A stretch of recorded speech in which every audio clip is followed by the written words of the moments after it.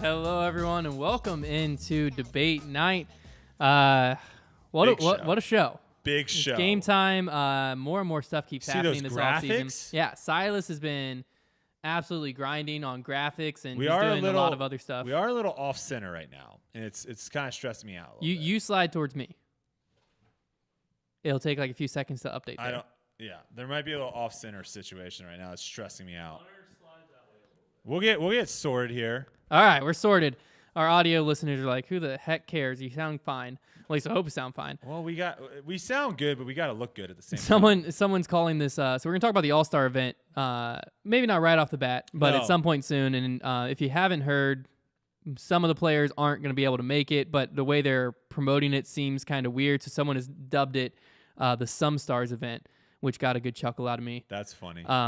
But we got a really good show. I'm back in studio. Had a little nice trip down to one of our favorite resorts, Pueblo Bonito. I gotta get that golf video up. Maybe I'll give you some motivation to break 100. I don't know. I didn't play nearly as well as I did last time I played out there. Obviously, wasn't expecting to, but it is the biggest confidence boost course / oh my gosh course because of some of the holes. Like, they're so downhill that you're just hitting like 350-yard bombs. But if you're a little off the fairway, you're just in the sand all day, and it's absolutely a nightmare. Dang. But tonight's show is going to be really, really good. We first need to start with – we always try to do a good job of if we say something on the last podcast and it's wrong, you guys let us know here on the YouTube comment, or if you're listening, our listeners on Apple Podcasts, Spotify, you guys also do a good job of letting us know what the heck is going on. So do you want to quickly kind of go over what we said incorrectly from last week? Yeah, so last week there was... I think it's the double computers that's throwing me off. Maybe. But it's fine. It's fine. It's fine. Is what it is. So last week, essentially there was a tournament in, I believe it was Fairhope, Alabama. Location doesn't really matter. But Paige Pierce played in it, and so we talked about it a little bit because Paige made a post regarding one of the players in the FPO field was a transgender, and in Paige's post and subsequent interviews, she had made it seem as though what had happened was there was basically 15 people signed up for FPO, or 13, I think Paige claimed, and once Claire signed up for FPO, those 13 people dropped out of the tournament. And then later she said change divisions. So that was the information we had. That was the information that is still out there. I was actually reached people from the local community in that area reached out to me and let me know that that is not actually what happened. And actually one of the members of those 15 women, it is 15 women, reached out to me and gave me the full story. And so we wanted to make sure to clear that up on our end and also let you know the full story, because I do think it's interesting because basically what it came down to is these group of women were trying to make their voice heard.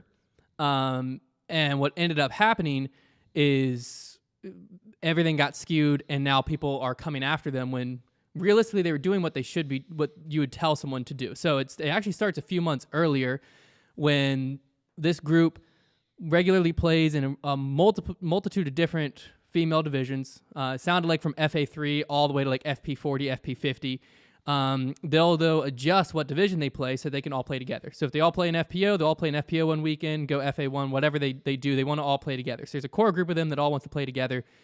And with the development of the PDGA's rules and regulations surrounding transgenders in the FPO division, they wanted to make their voices heard. And so they immediately reached out to the PDGA. They felt their emails were being forwarded to the medical committee, who was supposed to be able to help them. The medical committee either didn't respond, or someone would respond to basically be like, the rules are what the rules are. We can't change them. We're sticking to the Olympic standard. We're not doing anything about it. But they kind of got brushed aside over and over and over. And so it seemed, from what I was told from members of this community, it was a very frustrating process they were going through. And they were all getting together saying, how can we make our voice heard? How can we let the PDGA know we're more serious about this? They thought about not re-signing up for the PDGA, but they're like, well, that's not really fair because we love playing PDGA events, yada, yada, yada. So towards the end of November, they got a group together that they were playing this tournament in December or early January, but the registration was about to open. And they all, as a group, talked amongst themselves and were like, hey, what if we all sign up for MA3? And essentially the message that we'll send to the PDGA, and they were sent a message to the board of directors and the medical committee, and essentially we're saying, we're going to play MA3 because we feel as though our division, our female division, is not being protected. That's the message they were trying to send. So the message was being sent to the PDGA, directly about the PDGA. It had nothing to do with an individual player. Correct. They signed up about 10 or so days before Claire ever signed up. And so they wanted it to be clear. Basically, their message is getting skewed because their message is making them come across like they are going directly after Claire. Yeah. When in all actuality, what they're trying to do is raise awareness because their voices they felt like weren't being heard. And they were trying to be like, hey, PDGA, we have concerns we want to voice and you aren't hearing us. And so they were trying to get the PDGA's attention. And because of Paige's post, whether she knows the truth like this side or not, I don't know. We haven't had a chance to talk to Paige. It is Chloe, by the way. Yeah, Chloe. Yeah. Did I say her different name at some point? I think you said Claire at one point. Oh, my bad. I have been saying Claire. I meant Chloe. Yeah. My bad there. But whether or not Paige knew this side of the story or not, I don't know. But basically, because of how Paige put it out there, unfortunately, the message that these 15 women were trying to send got completely skewed, and people started coming after them because everyone felt like they were directly attacking Chloe when they were like, that's not at all what we were trying to do.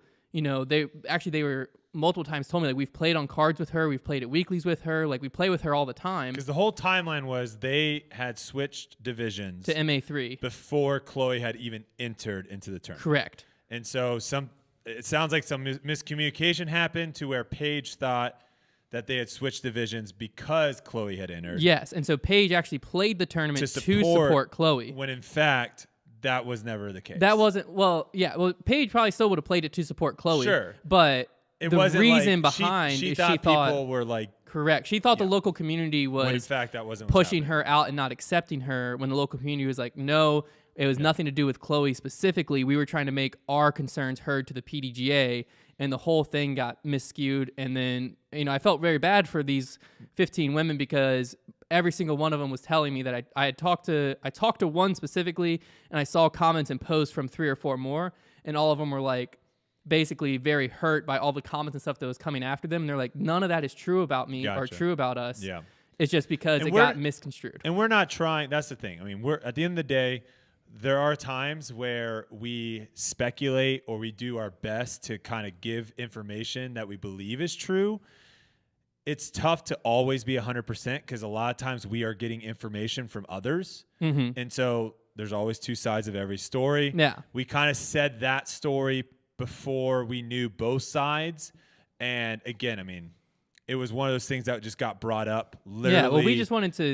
It was an issue. We weren't even going to talk about it, but it got brought up on Twitter like moments before we went live as like, hey, you guys should talk about this. So yeah, well, the biggest we just want to thing, set the record straight of like what both sides are saying. Yeah, the biggest reason I wanted to bring it up was more so Paige has a platform. Her voice got heard. We then amplified her voice to our platform when, unfortunately, that wasn't the full side. And these 15 women, multiple of them said, like, we don't have a way to make our voice heard. Correct. And so we were like, okay, well, since we talked about this side of the story, we need to tell this side of the story. So that way, you can see that both sides, and hopefully the PDGA got the message from them and at least is able to hear their concerns, because that's what it should happen. They definitely know about it. Yeah. Like the fact. Well, the PDGA is making a subcommittee to farther look into and think through everything. And that's what should happen, is there should be normal conversation going on about this that doesn't get heated, of like this side's concerns, figure out the compromise that works for everyone.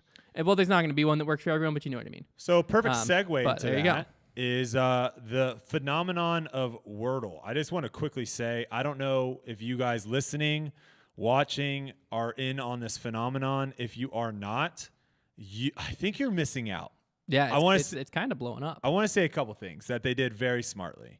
This is easily something that you could get really addicted to and burn out really quick, right? If it was set up in a way to where you could just play, you would probably get burned out in a couple days and never do it again. They have it beautifully set to where it's one puzzle every day, resets at the end of the day, and you can send out you can send out kind of how you did. That's we all do it every day. We send out to our text message group. That was a weird way of saying it. Our text group text, our group text. And I mean, it's an incredible phenomenon that. Yeah. And I don't even know if that guy's making any money. There's no ads or anything. I've never seen an ad on Wordle. No. Yeah. So he needs to make an ad. Who's the best in the group right now? Do we know? I'm at 89%. Can we look up our? No. Like, I mean, everyone's got high stats there. I'm saying I'm not going to be the best because I missed a day. I messed up one day. Well, I missed a day. I feel like I'm at 92%, but I think I started. You've played more. You've played more. I've only played 9. I've messed up once. I have yet. And it'd be curious too. Has anyone ever? Let us know if you're watching right now. You can post in the live chat. If you're listening, tweet at us if anyone has gotten it first try. Yeah, I've gotten second try. I felt like a superhuman when I got second try. Trevor got second try today. And Trevor got second try twice in a row, and then it sent it to us because he was scared we were going to think he was cheating. He's cheating, yeah, unbelievable. I mean, I would have thought he was cheating. Yeah, it's pretty incredible. We're playing it from our browser. Someone was asking if there was an app. I don't believe someone. I read online that someone created an app of Wordle and then monetized it. Like you had to pay $1 to download it, and people are ripping them. I hope it does terrible. Yeah, the reviews are terrible. They're all like 1 star. Like, how dare you? Speaking of reviews, if you guys are listening, watching, haven't dropped a review over on Apple Podcasts, head over there, drop a little review for us. Yeah, we really appreciate it. Wordle. We like reading those. All right, so Wordle. If you're not doing it, I don't know what you're doing. It's a ton of fun. It's basically a word guessing game. It's a 5-letter word. I guess I didn't really explain it. Yeah, you didn't really explain it. You type in a word, the letter turns green. If the letter's in the right spot, it turns yellow. It's Wheel of Fortune, essentially. Kind of. The letter turns yellow if it's in the word but in the wrong spot, and the letter turns gray if it's not in the word. Yeah. So you have 6 tries to guess what the word is, and so like every word you put in is a process of elimination. It's a ton of fun, and it's 1 word per day. So if you haven't got the today in yet, I saw we had to delete someone's message that spoiled it. If you haven't got the word for today in yet, you head over there. Wordle. I think it's like co.uk after the show. Obviously, just search Wordle, you'll find it. Quick brush over. Someone was like, some people have talked about wanting a segment of my bets of the week. I'm not a big bettor. Okay, I don't bet a lot or often. I got sucked into betting on the Cowboys, and it was a sucker bet. It's the Cowboys in the playoffs. Absolute sucker bet. Yeah. And this is what I'll say. Obviously, I was rooting for the Cowboys when Kelsey was cheering for them, but that was my only connection to them. Yeah. So win or lose, I didn't really care, but when they won, it was like, great, she's happy, whatever. Now I have really no connection to them at all, and I got sucked back into this bet to wanting to hope they win, and the Cowboys are the premier team to like make you think that you have no shot, and then all of a sudden give you a little bit of hope just to absolutely run the ball down the middle of the field with 14 seconds left. I mean, it's play call, not awful. If he would have slid like 5 yards shorter, and also hand the ball to the ref. Well, yeah, that was the other thing. I mean, but whether or not he would have had time with how far he ran to even hand the ball to the ref and still if he would have slid the way he did and then ran backwards and handed the ball to the ref, like met him halfway, the biggest issue is he didn't know the ref needed to touch the ball. It seemed like no one did. They made it. The whole line created the ref needed to do like a front flip over the offensive line. To every get to the ball. Analyst that was talking about this afterwards knew the rule. Well, they said that in practice, like every analyst that played, they said you're taught to give the ball to the ref. You're taught over and over and over to get the ball to the ref. Like they said, even the defense would know because of how often he did it. They said they would even have refs at the practice. Oh yeah, for sure. And so how do you just get into a playoff situation? You're in the situation you practice every day, and you just forget that you need to get the ball to the ref. I don't know. I mean, regardless, if what did the extra few yards that he kept running gain him? Was my but you're just in a weird seconds. I know, but you're just in a weird spot. Just don't run it in that situation. I think there's been quarterbacks that are supposed to spike the ball and they end up kneeling it. So I mean, when you're in the heat of the moment, stuff that one at least makes sense because like the play happens and you're just like kneeling, you're like, oh crap. Yeah, so that one I could see myself doing. I would be that quarterback. But at this point, the Cardinals just lost. I mean, it's It's anyone's game. My favorite. So there was a Manning cast going on. Oh my gosh! And they had Russell Wilson on talking about like. Oh, Kyler Murray. Yeah, and he's talking about. If I was Kyler Murray, I'd be walking up and down the team. Come on, we got this. And then they zoom in on Kyler Murray, and he's just sitting on the bench like this. And so Russell Wilson's just like, yeah, he's like, I'd be telling him like, it's not over yet. We can still make the comeback. We still got this. And then it zooms in, and he's just sitting. He's like over. He's just sitting with like his head in his hands, like you could tell he had given up completely. There was another Manning part where they're like, all right, we're gonna pass it over to Peyton. And he's like, I can't hear a dang thing. They're like, all right, we're not gonna pass it over. Never mind. We'll move on from that. All right, so that was basically what went down this past weekend. Not really any disc golf stuff. Maybe some people are gonna want to know what we think about the tournament that went at, the big A tier that went on. Honestly, it's an A tier. I think they are only relevant because people talk about them. I think it's getting to the point of where this is a pretty strong A tier. But it's getting to the point of where the field matters. Yes, but I think it's getting to the point of where majority of people are only going to care about Pro Tour stuff. Well, yeah, it's slowly getting there. It's slowly getting there. Anthony Barella won Shelly Sharp. So we've already talked about it longer than I wanted to, so we're going to move I'm just forward. saying, like, that win doesn't mean nearly as much as a Pro Tour, but you do have to admit, AB, Adam Hammes, Drew Gibson, Jordan Castro, Kayla Viska. It's a good field. We got a little preseason action. We'll talk about it a lot more on debate night. Yeah, that's more grip lock. Or grip lock. That's more of a grip lock situation. And FDNsports.com. If you guys haven't gone to the website yet, FDNsports.com, check out the website. I just posted my tour schedule this year, which I don't really have too much to say about it. The only thing I would say is if you look at it, I'm pretty much playing every Elite Series event, most of the Silver Series, a couple of the Silver Series events at the end. I have kind of an asterisk on them because it's just going to be based on how I do at the beginning. If I play well in the early Silver Series events, then I don't need to necessarily play those latter ones for points, and I can spend more time preparing for Elite Series events. Hopefully going to be playing in all the majors as well. And are you going to be playing the wraparound events? I will be playing in Lake Marshall and the Open at Tallahassee. Is that what they're calling that? I'm not sure. Tallahassee Open? Yeah. I think is that too. Yeah, I will be playing in both those wraparound ones.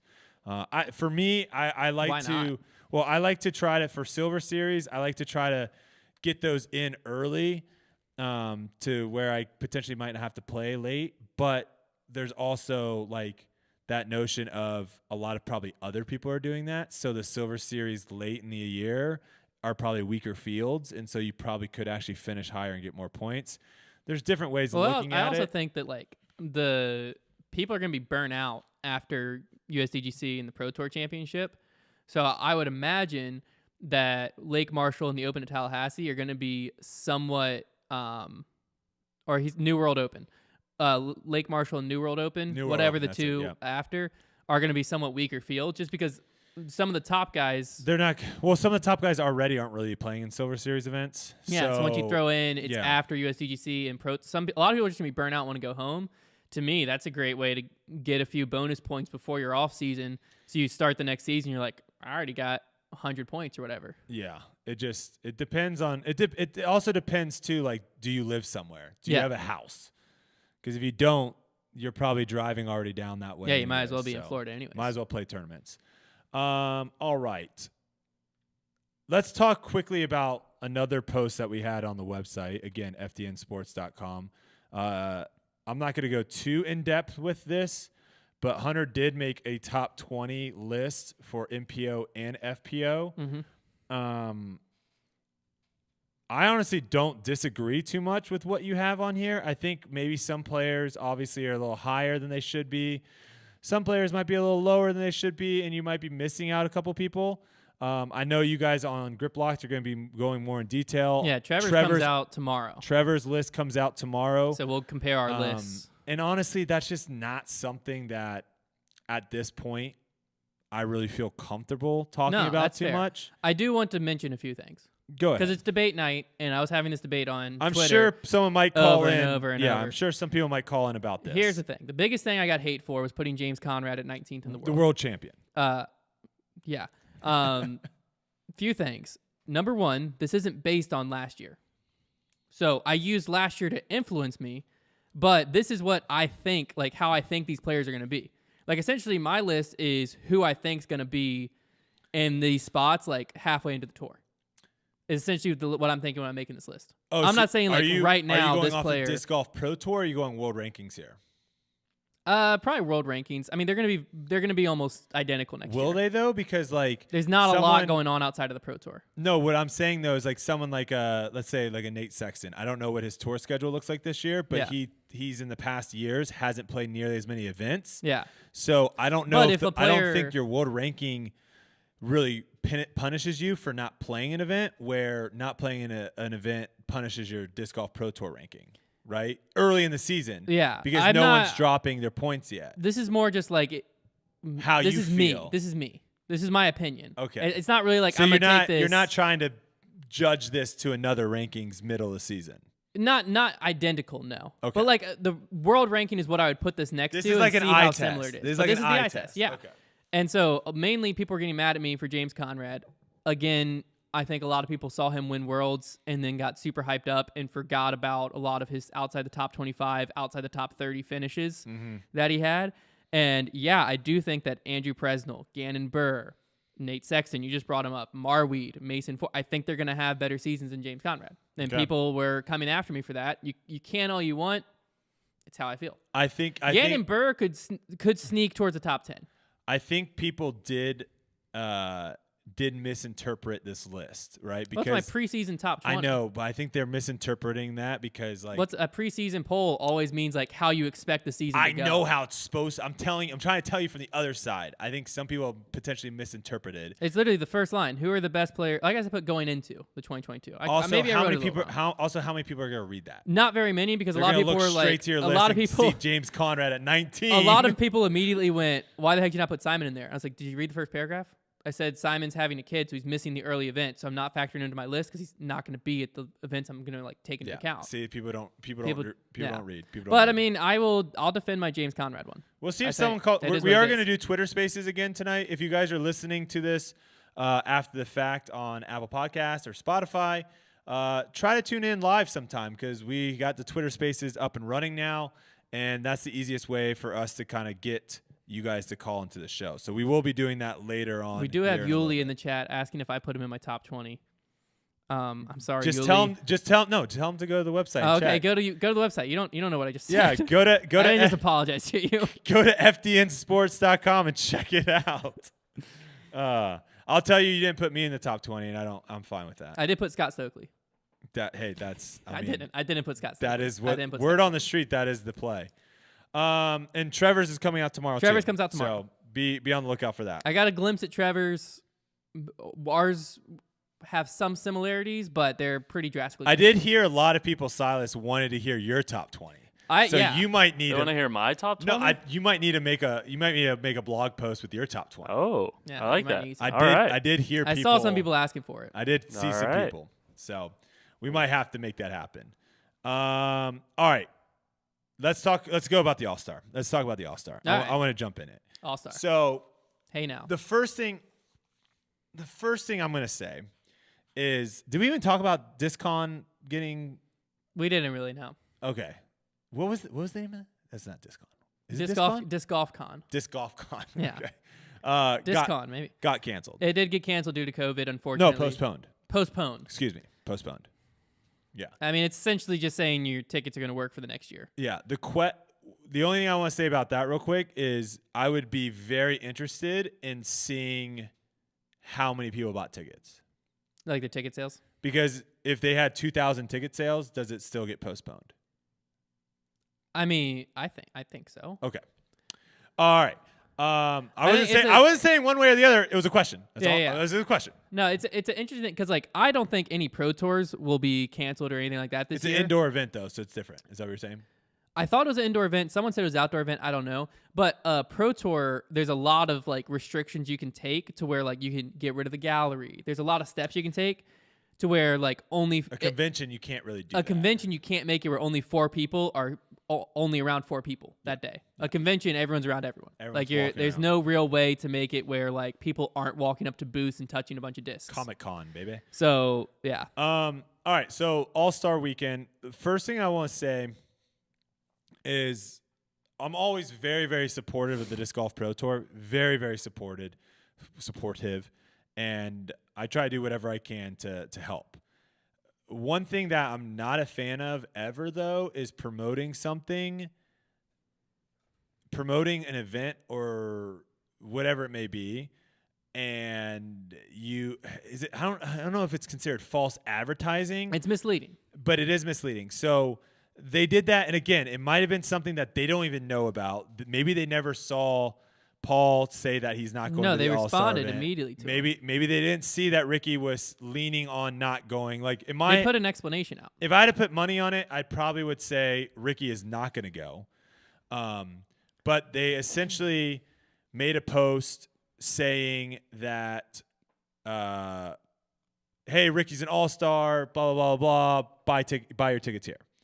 And then they did what you They did the same thing with Paul, didn't they? They didn't say buy your tickets. Okay. They didn't have a link to buy your tickets. They just basically said Paul's an All-Star. Well, we don't know if Ricky's officially said he's not going, correct? It was in like a comment thread. He's not. He basically, yeah. He said he's on the fence. He tweeted basically saying he's on the. No, I wouldn't. I would say he's leaning definitely more towards not going. Yeah. But they did Let make. me read this. Yeah, go ahead. So the and Pro read Tour tweet. posted their picture that has Paul, Calvin, Eagle, Ricky. And says no surprises, which Calvin and Eagle are confirmed. Calvin posted promoting it. Eagle posted his tour schedule, and it's on there. They said no surprises here. The top 4 players on tour in 2021 make up your All-Star lead card. And Paul responded and said, I already informed I'm not going, with the shrug emoji. And the Pro Tour's response was, this announcement is a celebration of qualified All-Stars. Participants in All-Star Weekend may vary from qualified All-Stars. If All-Stars can't make the weekend, they'll be replaced with alternates. The final list of participants in All-Star Weekend will be announced soon. Only thing that's confusing here is nowhere does this say. This looks like your official. It's a men's lead card. This looks like if I show up, these are 4 guys Correct. that I'm going to see playing together. This should have been realistically. Why would you even post who qualified versus who's going to be there? Well, so here's the thing. Because that just causes confusion. Here's the thing. Being considered an All-Star is an achievement, and it is something that should be celebrated. Kind of weird in an individual sport a little bit.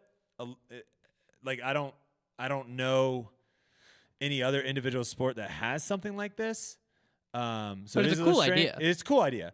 But like in the NBA All-Star, they would say, hey, these are, I believe it's first team, second team All-Stars. Or alternates. They might call it alternates. You're for calling East like and first. West or whatever. I don't know about alternates. Or no, they vote now. Yeah, you have voting. I'm telling you. I've Once never the slam dunk contest got trashed and like people weren't playing, I stopped listening. I stopped watching. Yeah. But back in the day, that's how they used to do it. And if someone said like I'm injured or I can't, I mean, pretty much the only people that didn't go to the All-Star game is if you were injured. Now on the FPO, they did correct it.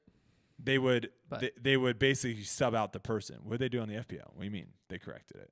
Did someone say they weren't going? So FPO says 4 strong seasons earned these women their spot, and then in all caps, note, if an All-Star can't make the All-Star weekend, the next most qualified player will be selected as an alternate. Yeah. I think it's just confusing. I think they should have probably just done something that said, hey, these are all the people that qualified for the All-Star weekend, and then just waited for people to say if they're coming or not, and then promote those people that are coming. That's all I'm going to say. And again, not that huge of a deal. The only thing I just didn't like is that they were promoting something with tickets, saying like, "Hey, go buy tickets now." Yeah, right here, get tickets. Get ticket. Yeah, on the Ricky one, get tickets, and Ricky is up in the air whether or not he's going. So, I just would hate someone to be like a huge Ricky fan, show up to watch Ricky, and then Ricky's not there. Well, same thing for like Paul or anything like that. Like if you just see this post and you're like, "Oh, buy tickets," that's sick. I want to see all 4 of these guys. You drive six hours. I'm sure you still will have a good time. Yeah, but you probably have a little bit of a bad taste in your mouth when you show up and you realize, wait, Ricky and Paul aren't here. Correct. So it's just confusing. It's very confusing. So let's talk real quick. Like, what is going on with? Have they announced the formats yet? No. That's still up in the air. But what is going on with? Why aren't Ricky and Paul going? And I'll first say, I think the timing of the event is not good. Well, Paul's not playing Vegas. So for Paul, it might just not make sense to go out to Arizona that early. I just don't think the timing is good. Regardless of whether you're playing Vegas or not, I don't think this is like this is like a preseason. Yeah. Is what they're kind of having it play as a little bit, but in an all-star format with the all-stars. I think this would makes feel better if it was end of the year. Or end of the year. Like, Well, the issue with disc golf, and it's probably most individual sports, is like disc golf has a hard end at the Pro Tour Championship, to where like most players after the Pro Tour Championship, I've heard so many of them talk about like they don't want to touch a disc for weeks. But so they're not playing. That's the thing, though, is I think that's where they have to get away from like playing at this all-star event. If you had an all-star event that was like long drive, most accurate, putting, whatever. If you had like a fun thing like that and you go to a fun place like Orlando and they put you up at a nice resort and you're chilling by the pool and then you just show up for an hour event to see how far you can throw a couple times and they pay you decent money to do that, I don't think people are going like, I don't want to do that at the end of the season. It's like a nice celebration now, here's kind what of you event. could do. Here's a happy Mid-season, I just don't think it's going to work because if you look at my schedule, I'm doing all the Elite Series. When are you going to have that? Well, I'll say here's a happy medium is you could do it at the end of the regular season, which is Worlds. So have it like interesting. Worlds ends on Sunday. Okay. You could do it that Sunday, or you could do it maybe like on the Tuesday or Wednesday before Worlds or something, like a little pre-tournament. I mean, I don't think you ever do anything before Worlds. I don't know, but around that frame to where the regular season's over, all-star event, now we're in playoffs. The only reason I like it at the end of the season mainly is just because I think players' mindsets. Yeah. You don't need to have players in like kill mode. If anything, you want them to be more relaxed. Correct. Like these players that we're going to see at this All-Star event, I don't think are going to be super chill. Like because they have a tournament. Kevin Jones that normally is like that, he will be like that. But I don't think you're going to see people that are very serious when they're playing all of a sudden loosen up. Where if it was at the end of the season, season's already over, it's in a fun, warm, tropical place, and you're doing fun events, and you're not playing holes in disc golf, I think that would open up. How much, if it was only the events, how much does that attract? Because like, what can you do in disc golf? Have a putting event.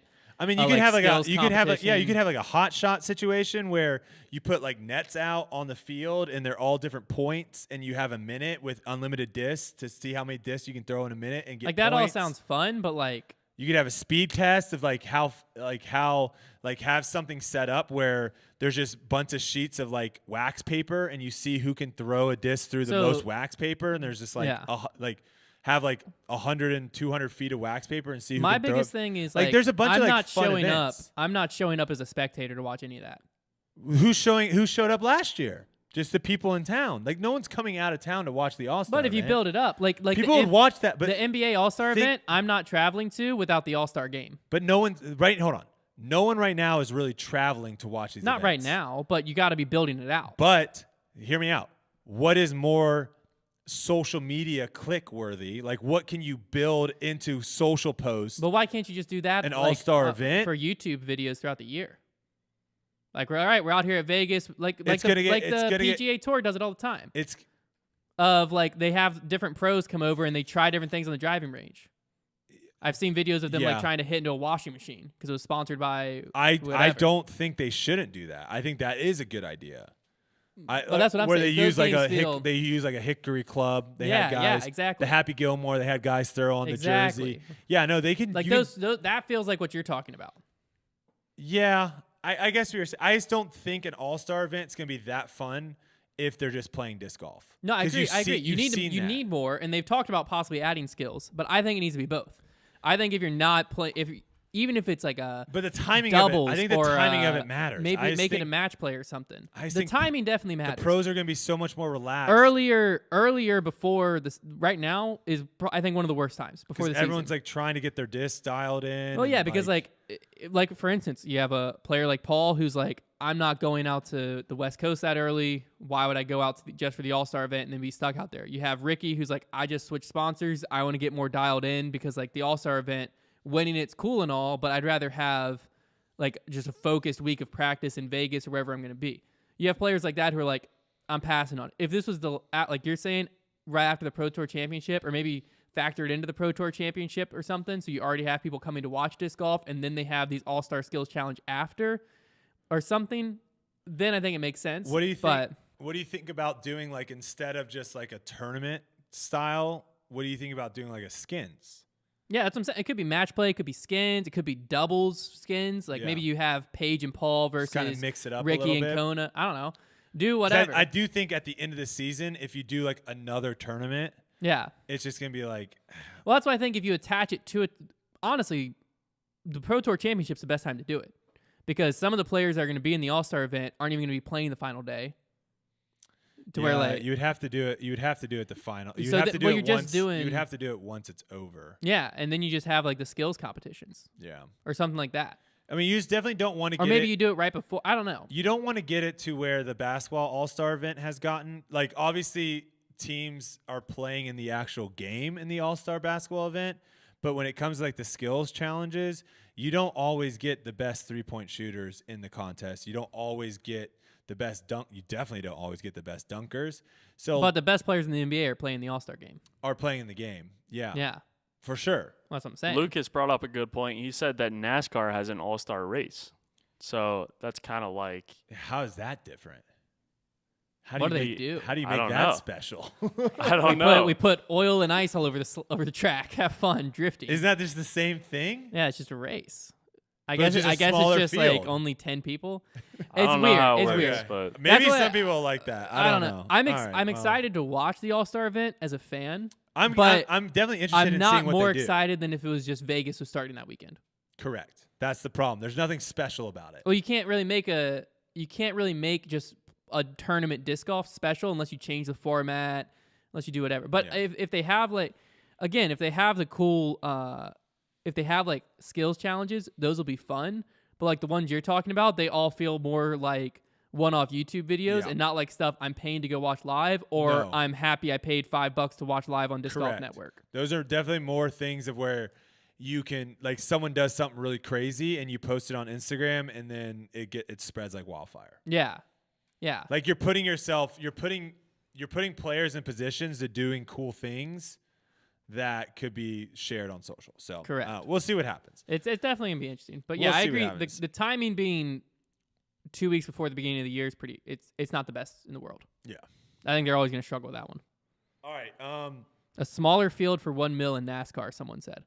No, there you go. So that would make sense. I guess that's kind of like the Pro Tour Championship almost. Real quick, I just want to bring up, obviously, you guys did a video in the ice. Yeah. Your first video in the, are you calling it the Grit series? Grit series.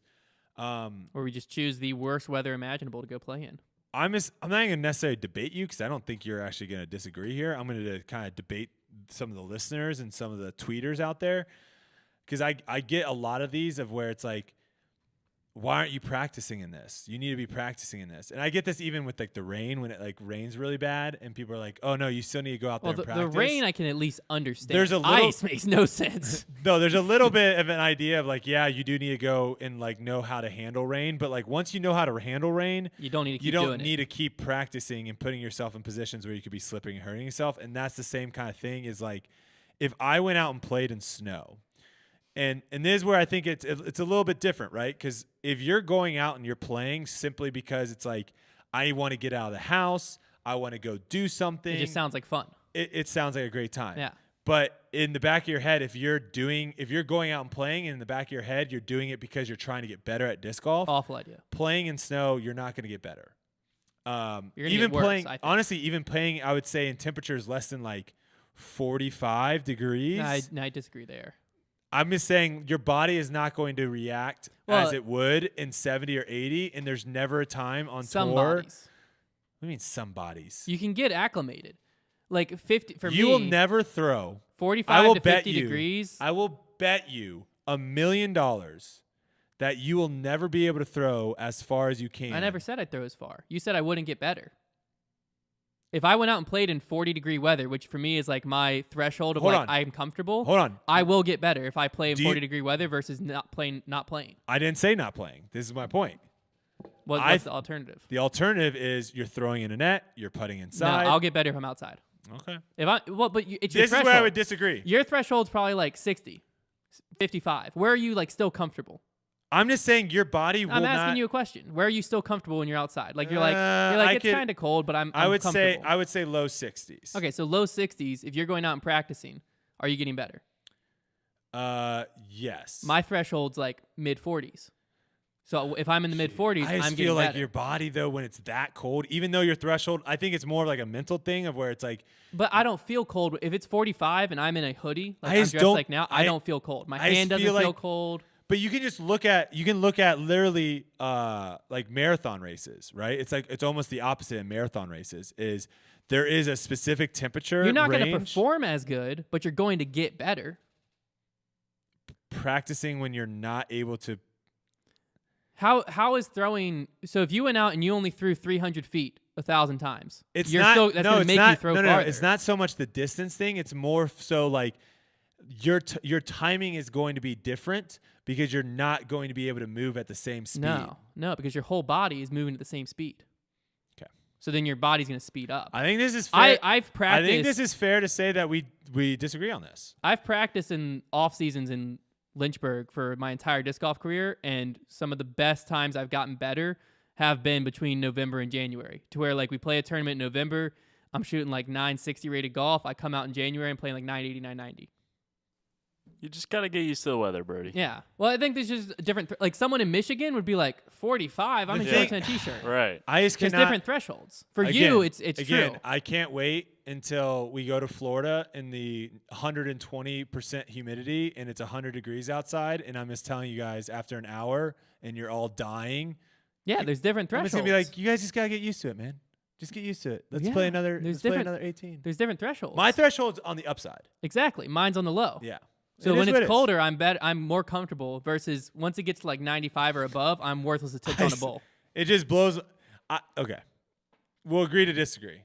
But there's just different thresholds. I think that's There is a certain point though that it is so cold that your body is physically not able to throw. That point's different for different people. Okay, but you do agree that there is a That's certain what I'm saying. point. 45 is for me. When it gets below 40, like I Your could go throws out. are not nearly, and so it's like not worth practicing outside. You're better off practicing Exactly. inside. Yeah. Okay. But there's a different threshold, is what I'm okay. saying. All right. We Your agree. All threshold's right. 60 Then we agree. something. Mine's we 40 agree. something. All right. We Correct. agree then. I thought Yeah. we disagreed. We agree. No, that's what I'm saying. Is I All just think there's different thresholds for different people. So there's people who grew up in Minnesota that their threshold's 35. Why is it that cold people get so like jacked up on this topic though? Because I feel like it's not the same on the other spectrum. Well, because If you're like a cold person and you're like, dude, it's 25, I don't need to wear a hoodie, and you just go out in like t-shirts, you tell people about that. But if it's like 110, because what are you gonna brag about? It's 110. I'm still wearing a hoodie, man. Like, No, but- what are you gonna brag no, about? but I'm saying like you're you don't- shirtless. It's you don't- 110. I'm saying you don't hear people ever say like, oh, it's not that hot outside. Well, because Like you hear a lot of people be hot like, is hot, cold isn't cold. I'm if just that saying, makes sense. there's a lot of people. Like me saying 45 is cold is probably offensive to someone. No, that's people get offended. Yeah, that's what I'm saying. Whereas hot is hot. Like if it's 95, you aren't gonna walk outside and be like, it's hot out right now. And there's someone who's like, are you kidding Well, me? that's all dependent on where you live. Like, just wait. You Well, think 95's hot? Just wait. That's what I'm saying. Is everyone agrees 95's hot? It's because I think it's just because the human But body. how does not everyone agree that anything below 70 is cold? That's an outlandish statement, Brodie. I mean, that's an outlandish 70? statement. 70? 70 70 is like the what? The room temperature? So what do you keep your house on? Yeah, what do you keep your house on? 70. It's like room temperature. See, my house is 65. That's cold. It's not I would cold. have to walk around and stay in a hoodie and socks. I do typically wear a hoodie inside because I like being able to wear a hoodie. I'm saying, is it 70 like it to me 70's like warm. To go above 70, you're now getting warm, like it's getting hot, and getting below 70 is cold. I'd put that line at Where you're going 65 to 75? if you go like 65 to well, 75. there's not really an immediate cold. If you go with chilly, I'll put like 58, Well, there's not 55. immediate hot either though. I'll put like 55. I wouldn't like say above ho- 55, I'd say it's pretty warm day I would out. say- Below 55, I'd be like it's kind of chilly. Above 95 is when it gets hot. I wouldn't say 90 yeah, is hot. 90's hot. Like See, I wouldn't say 65 90. to 75 is like the range, the Okay, comfortable and range. 70's right in the middle. That's my point. So anything below 70 is cold. Anything But above it's not, 70 is hot. You can't say That's cold. what has to No, do it. not No, it's that's not the whole cold. thing. You It's have not to. You have 68 to degrees say is it. a cold day. No, of course it's not a cold day. If it was 68 tomorrow, Well, you'd no, be sweating 68 buckets. is in the 68 is in the range that Silas just gave. You said 70. You didn't give a range. You said 70 I'm below saying 70 70. though is right in the middle. No, I think I would of legitimately say like 70 is right in the middle of comfort land. 58. My comfort, if Here's I'm the thing, outside though. in shorts and a t-shirt, No, it's we're like talking about 63. shorts and a t-shirt. Hold me You're out. comfortable. But- 63. But Okay. if it's been 80, respect if that. it's been 80, 80, 80, 80, 80, 80, 80, 80, 90, 80, Sure, 80, and then there's just and a then it's 60. it's cold. Yeah, but if it's been 50, 50, 50, 50, 50, 50, 50, and then it's 60, it's not hot hot? as balls. No, Yes. it's not. If tomorrow It was doesn't work that way. if Yeah. tomorrow was 60 degrees, you would walk outside and you'd think it's a sauna. I promise you. No, I would not. Yes, you would. I did it the other day. It was still chilly. No, like no. I would agree with you that 60 to 65 is chilly. We'll agree to that. I don't even think I said that. But Well, okay. you didn't like that I said below 70. Below 70 cold is just the most ridiculous take you've ever had, and you've had some crazy ones. That's pretty the craziest. ridiculous. Well, if you took that out of context, then maybe. What context is there to take it out of? All right, let's talk real quickly on tour cards and the FPO situation on number of spots of not being adequate. So this is the first year that they've really implemented something that it's only going to get harder and harder to play in tour events. In the past, if your rating was like probably above 960, I would say, like when I first played 2 years ago, if your rating was above 960, you would get into a tour event. Last year, it would be much harder for you to get into a tour event, but you probably still got in most, I would say. And this year, they have, I want to say it's 80 spots reserved for tour card holders on the MPO side, and I want to say it's 36 spots for the FPO side. So when an event opens, and let's say it has 120 spots on the MPO side and 60 spots, which I think is about average, not 60, sorry, 40 on the FPO side. Of those 120 spots, 80 are already gone. So there's only 40 left. Of those 40 spots, 36 are already gone. There's only 4 left. So there was some talk and discussion about this on people feeling like it's not fair. Why does FPO have such few spots? I think that argument is a fair argument, as in if the numbers you just gave are accurate. 44, someone said. I don't know if that's accurate, but 44. I know think it's it varied 40. event to event. But if you have 40 open spots for MPO and only 4 open spots for FPO for local players, I could see where someone would get upset at that because of the percentage of the field that's made up of local pros is different for FPO and MPO. I could see that being upset. If you're upset just because you're a local pro and you didn't get in, then kick rocks. Who cares? Welcome to the future of professional sports. But when the percentage isn't, Did I mess up the camera? My legs are so long. oh, you kicked the camera. Is it okay? Yeah, it's good. When Okay, when the percentage is different, then I can see there being a little bit of upsetness. Yeah, I mean it's only gonna get harder. Yes. And that's how it should be.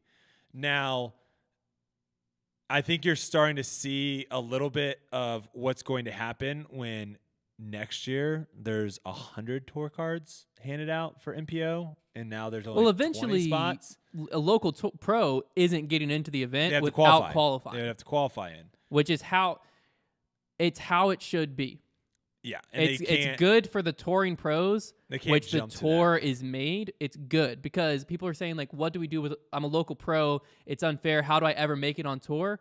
Silver Series, big A tiers, stuff like that is how you're going to start touring, and then you're going to start playing qualifying events and Well, I get don't in. think big A tiers will help you at all. No, just money wise. If you're trying to make a living Oh. on disc golf, big A tiers will Yeah. help you money wise.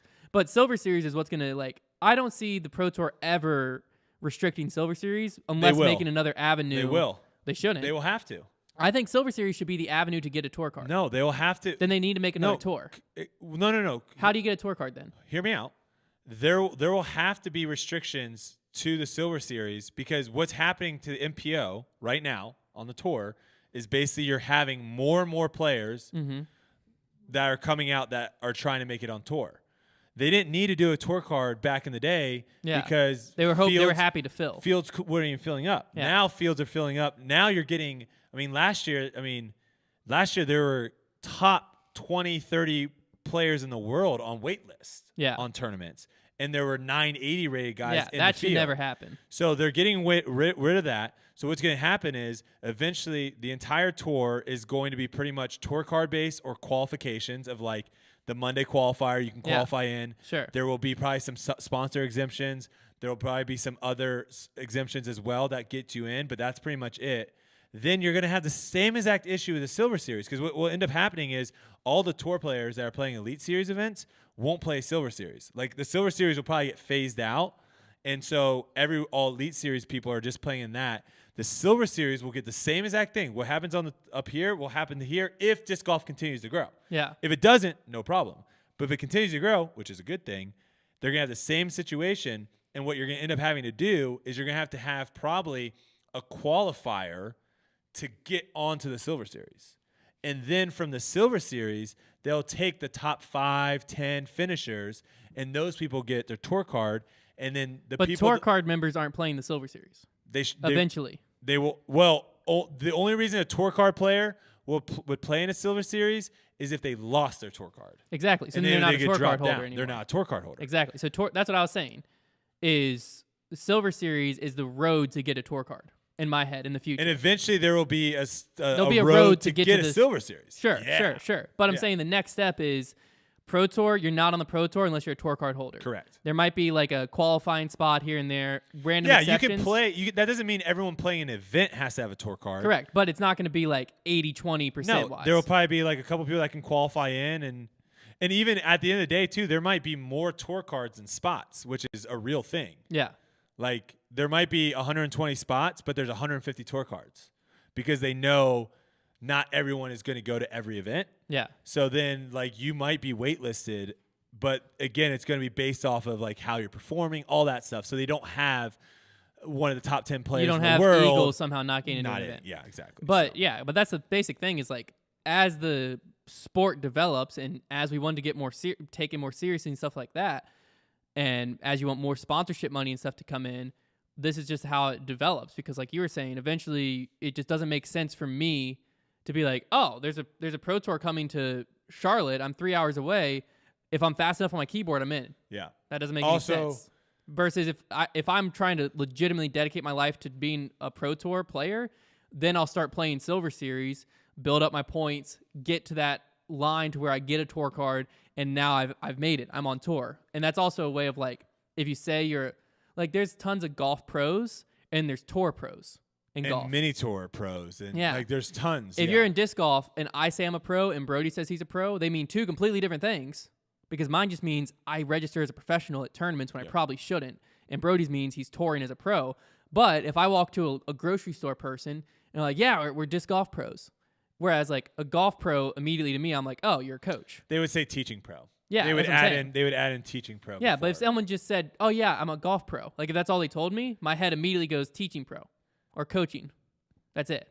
Versus like if someone came up and said I'm a tour pro or something like that. If you're a mini tour guy, you probably would say that you're a tour pro. But you wouldn't say tour. Sorry, that's the difference. You'd say you're a pro. Yeah. You wouldn't say you're a tour. But right now, like a disc golf pro means nothing. Yeah. Like if you just say I'm a professional disc golfer, it's so like, oh cool, you paid $75 to the PDGA. I do want to say that I feel though for those mostly on the FPO side, because the MPO side, I still think the fields are large enough to where if you're good enough, you can get in. Yeah. But I do feel for some. I do believe they opened more FPO spots. I could be wrong. They did. Yeah. And again, they're going off of years past. Correct. Of what numbers look like, and now FPO has just grown an incredible amount. That's awesome. The Disc Golf Pro Tour did the right thing. They saw the problem. They're fixing it. I will say that it probably does suck for some people. It's probably a very small amount of people, but it probably does suck for some people because the information of what's happening does kind of get out late. Yeah. So if you 3 months ago were like, you know what? I'm selling my house. I'm buying a van. I'm touring. And then all of a sudden you realize this is what's happening. That sucks. Yeah. And I'm sure there's a couple people out there, and I feel for those people. hopefully they can, do some local A tiers, like you said, qualify into some events. You in disc golf, as it stands right now, you can make a living on your local scene and like traveling within 3 to 4 hour radius. Correct. You can. Yeah. Players have done it for and years. And honestly, if they can't do that, then it's probably a good idea that then you shouldn't be on the tour. It's a good thing you aren't on the tour. Because you can offer lessons. You can. I mean, if you clean house with all the A and B tiers within like 2 hour radius of you, A, you're good enough for tour. B, you made a living. And then the other thing I'll say is it does feel like we are headed towards two tours. It feels like it's getting more and more difficult for the Disc Golf Pro Tour to be running two separate things. Yeah. And so I don't know how that looks. I don't know if the Disc Golf Pro Tour creates another company that runs the FPO side. I don't know if someone else comes in and says, hey, we can do a better job for the FPO players than the Disc Golf Pro Tour. I don't know what is going to end up happening. Yeah. But this was a road we always knew was going to come. It might come sooner than later if there is continued pressure from FPO players on feeling like they're not, the purses aren't the right amount or whatever it may be. There's not enough spots, whatever it may be. And so maybe someone does say, hey, we can do a better job. Whatever it may be, it does seem like we are getting to the point of where there will be two tours.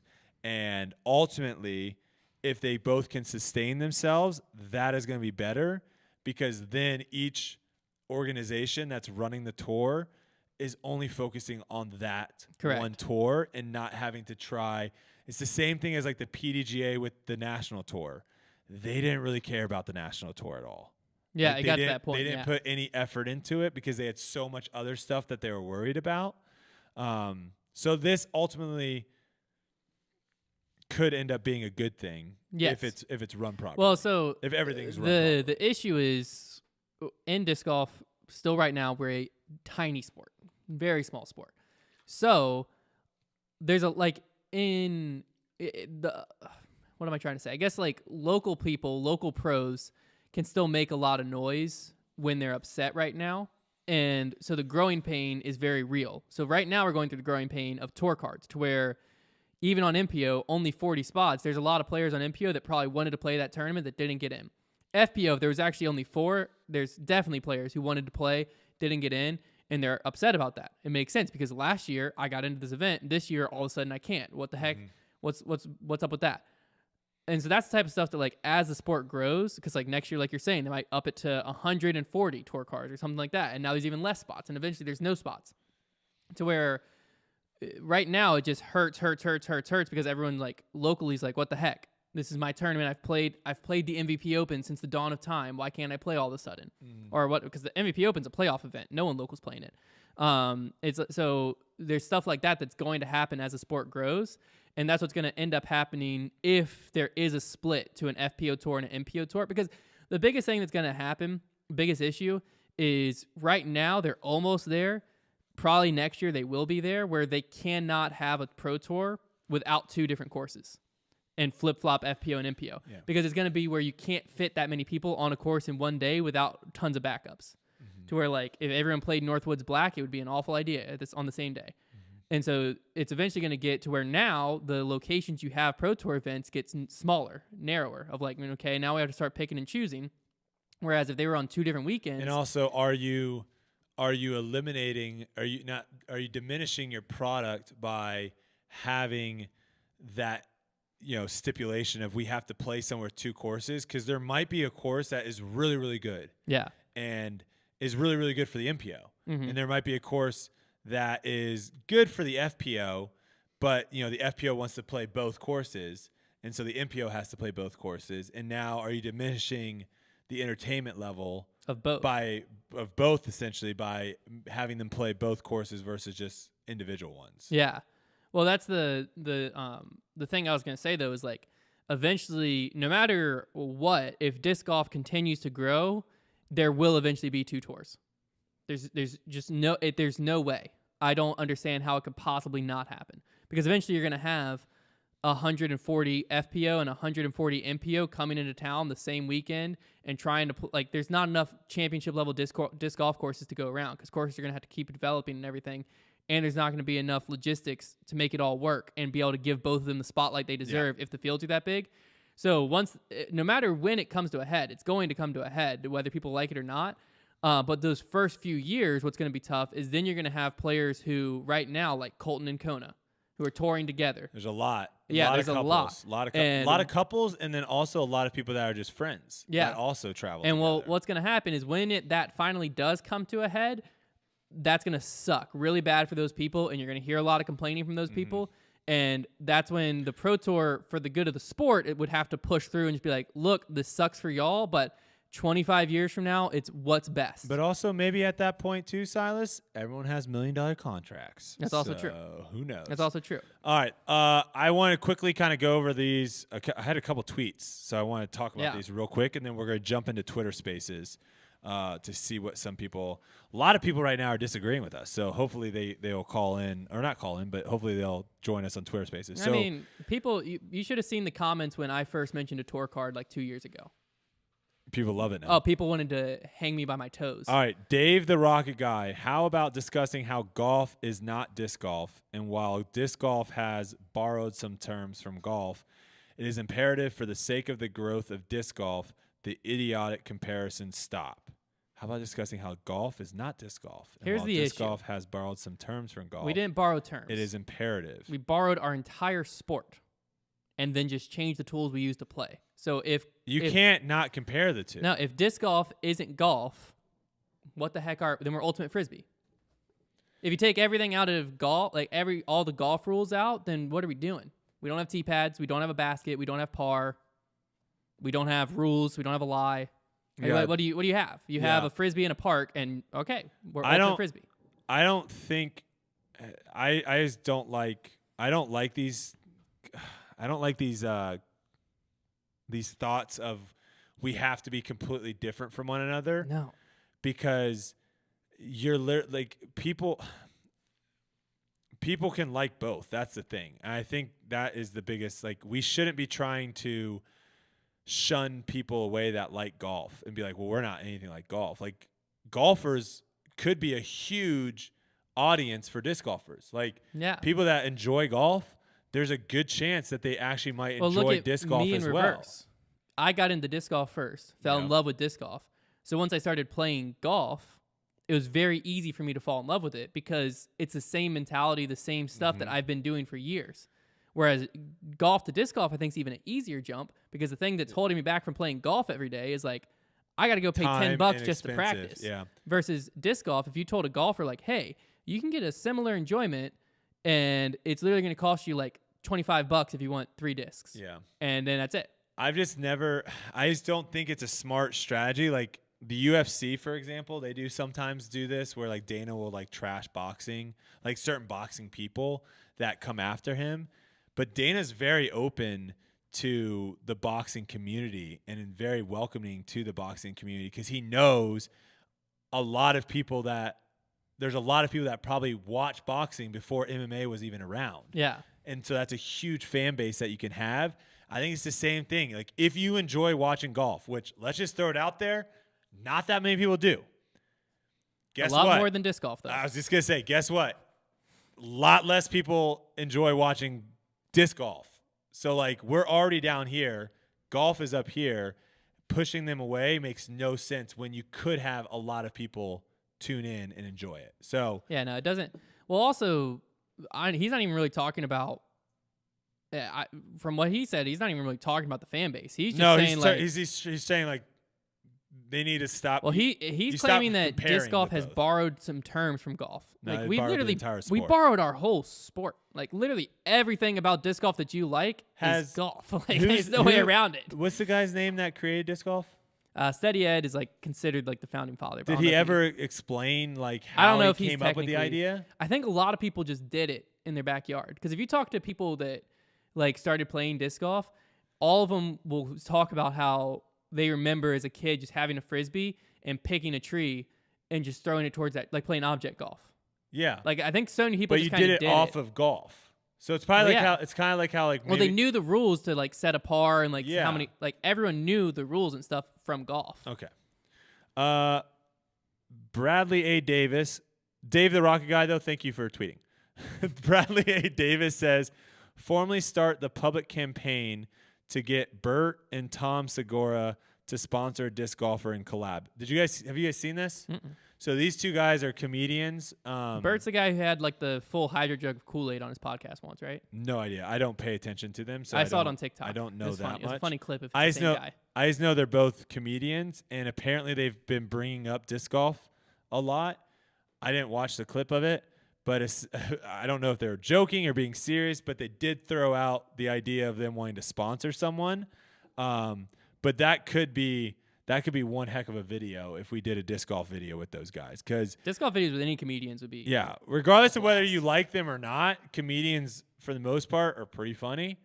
Yeah. They might not have your comedy, but we would probably also have to do high amount of editing to make it sure that we can actually post it. Yeah. But it could be funny. And it's always fun, like, going out with Adam people. said, he confirmed that who I was talking about is him, and he said Bert's been playing disc golf a lot while he's on his comedy tour. Oh. So I guess he's been, like, makes going city sense, to going city around. and hitting up courses. That's cool. Okay. Last one we got, and then we're going to go Twitter Spaces. Cody Speck. Which is better for a pro? Having one Tour Series disc like the Sexton Firebird that always sells out in minutes, or having multiple molds with your logo, but they don't sell out for months? I know there are many factors. Would love to hear y'all's thoughts. So would you rather have one disc, sells out like hotcakes every time, or have 5, 6, 7 discs, different molds, plastics, and they eventually sell out, but it takes a while?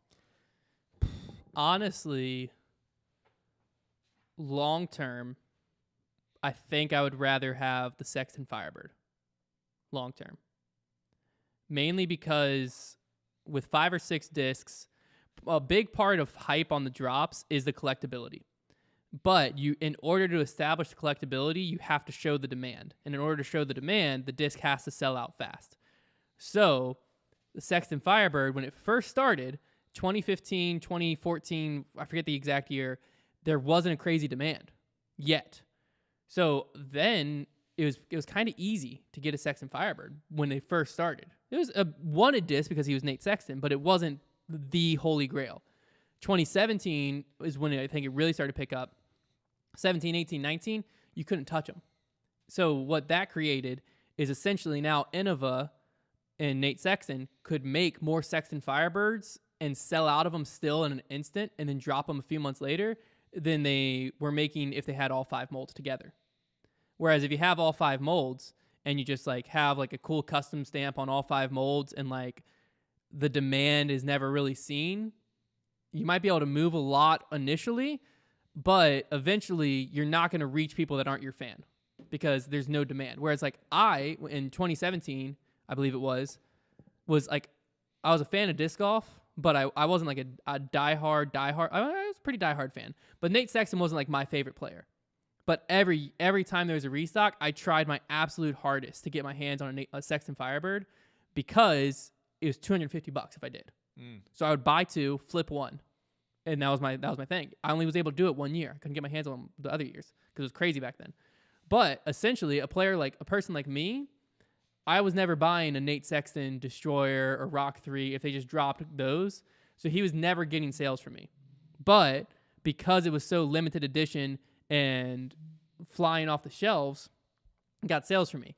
Someone actually just said 2021 Firebirds are still sitting on the shelves. I think why is... Oh, really? They didn't sell out? Well, I don't know if that's true, but in general, we're seeing this across the market. Companies realized the hype. They realized all of this stuff and over-flooded the market to where, like, if you do a lot of custom runs, it's kind of a scary time because, like, great example, Ledgestone 2-3 years ago, disc come in, Ledgestone drop, you know they're selling out first day. Is this a disc at, what is this? Yeah, this 2021 Sexton Firebird. We sold those too? No, we didn't get them. You have to have an in-person store. Oh, okay. We didn't get them. So this normally in the years past would not happen. When it first came out, they didn't even let other retailers touch them. Oh. It was only on Pro Shop that Innova disc. Eventually, like some Pro Shops would start to get them, but yeah, it wouldn't happen. But what I think's happening is like Ledgestone example I was talking about. Years ago, Ledgestone discs sold out in an instant. Sold like hotcakes because no one's really doing limited edition discs back then. As the years have gone on, people have caught on to limited edition discs are kind of like where it's at. So now you have Ledgestone drops where they're still available months after. Nothing again, like they're still selling well compared to other discs, but it's not the same hype because back then getting a buzz in a crazy plastic was unheard of. That was the only way you got it. Now, every month you could find a retailer that has a buzz in a crazy plastic. Every month you could find a retailer that has a sick, custom stamped, whatever you want. And you can find players constantly dropping to where like, if you're looking for a buzz, you might have 25 options at once. And they're all more expensive than just a stock buzz. And now it's like sensory overload. Whereas years ago, that didn't happen. You were like, a crystal sparkle buzz? Like, are you kidding me? Never heard of that. That's insane. I got to at least try it until you buy one. Now it's like, crystal sparkle buzz? I'm just using the buzz because I've sold a lot of Discraft, so that's what I'm most familiar with. But that's true across the board to where, like, if a company keeps dropping it and keeps just going, or there's a big oversaturation and a sensory overload, the consumer will end up, like, not wanting any of it. Versus if it was just one and you kept it limited and kept it hyped, then you could incrementally increase the numbers to where the consumer just barely whets their appetite year after year. And they're like, oh, it's time again. Here we go. I'm buying one. So I would rather have one. That's a long way around saying I'd rather have one. I don't even remember the original question. Silas, what do you want? You want one disc with the big Silas on it, or do you want 5 discs with Silas on it? I'm going with one disc here. What disc? What I'm disc? putting you on the spot. Oh my goodness. What's the Silas disc? Oh boy. And can you sell 500? Because we will buy them for you. The Silas disc. We'll do the Silas disc. I really like the Thrasher right now. Silas Thrashers. I'm really going with the Thrasher. I'm really throwing it a lot. Can you choose a different company simply because you can't really do custom stamps with Discraft right now? Unless we do a Silas Isaacson event. They're doing tournament stamps. We could do like beat Silas for a $20 gift card. Then we could do custom stamps. If you beat Silas on hole 1 at New London, you get a $20 gift card. We're only out there for an hour. And Silas is going to take a really long time to play every hole. So he only has to play 5 people. Dang. Hey, that might be a series. Can you beat Silas? Trevor and I actually did want to do this at one point. We never got around to it. I think this year we'll do it. We want to just post on Instagram and be like, tomorrow from 1 to 3, we're going to be at hole 2 at Falling Creek Park. Show up with a doubles partner. This is where the Bogey Bro Battle idea came from. Show up with a doubles partner. If you beat Trevor and I on hole 2 at Falling Creek Park, we'll give you a gift card.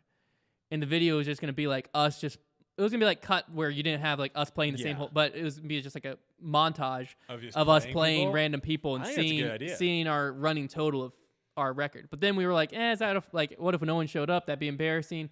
So then we were like, it'd be way more fun to travel places and play a whole round. But now I think we could post on Instagram and guarantee like 20, 30, 40, 50 people. Well, we should do like we should do like a Blizzard event. We should team up with Dairy Queen at certain events and do like a Blizzard battle. And so if you beat us or you guys, you get a Blizzard. And it's like we have coupons and stuff for free Blizzards.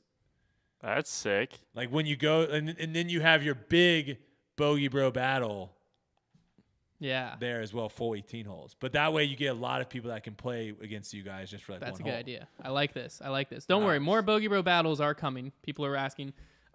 We hope to do our original plan was 8 to 10 this year. I think it's going to be on the lower end, but we definitely hope to travel possibly Midwest, West Coast some. We're going to try to branch out a little bit here this year. It's going to be fun. All right, let's start this Twitter space. Silas, what do I need to do here? I think you need to hand it to Silas first. Before I hit start now? Do you think will it switch I need the mic and everything? I need to tweet it out. Once you plug in. So just start it and then tweet it out. For people who said we didn't test, like I can already hear people being like, you didn't test any of this. We tested it. How do you test this? We just didn't test it with Brodie's phone. You can't test. We know it works. So just start the Twitter space. All right, I'm going to tweet it. All right, Twitter Spaces. Everyone share it. We're rolling. Well, you guys should probably join it too. I'll join on Foundation. You should join on your individual. All right, Twitter Spaces. All right, here, Silas. I'm in there like swimwear.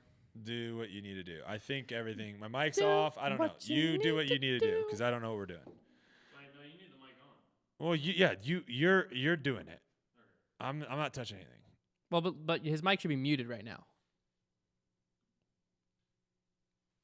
No one knows what's happening. Everyone is blacked out. Yeah, you want him muted right now, Silas. He's muted right now. He's not.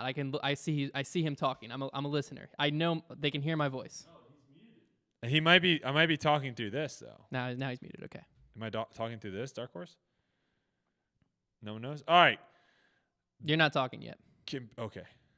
Well, for our audio listeners, we're setting up Twitter Spaces. This is our first time doing this. I think eventually we might be able to get this done quick.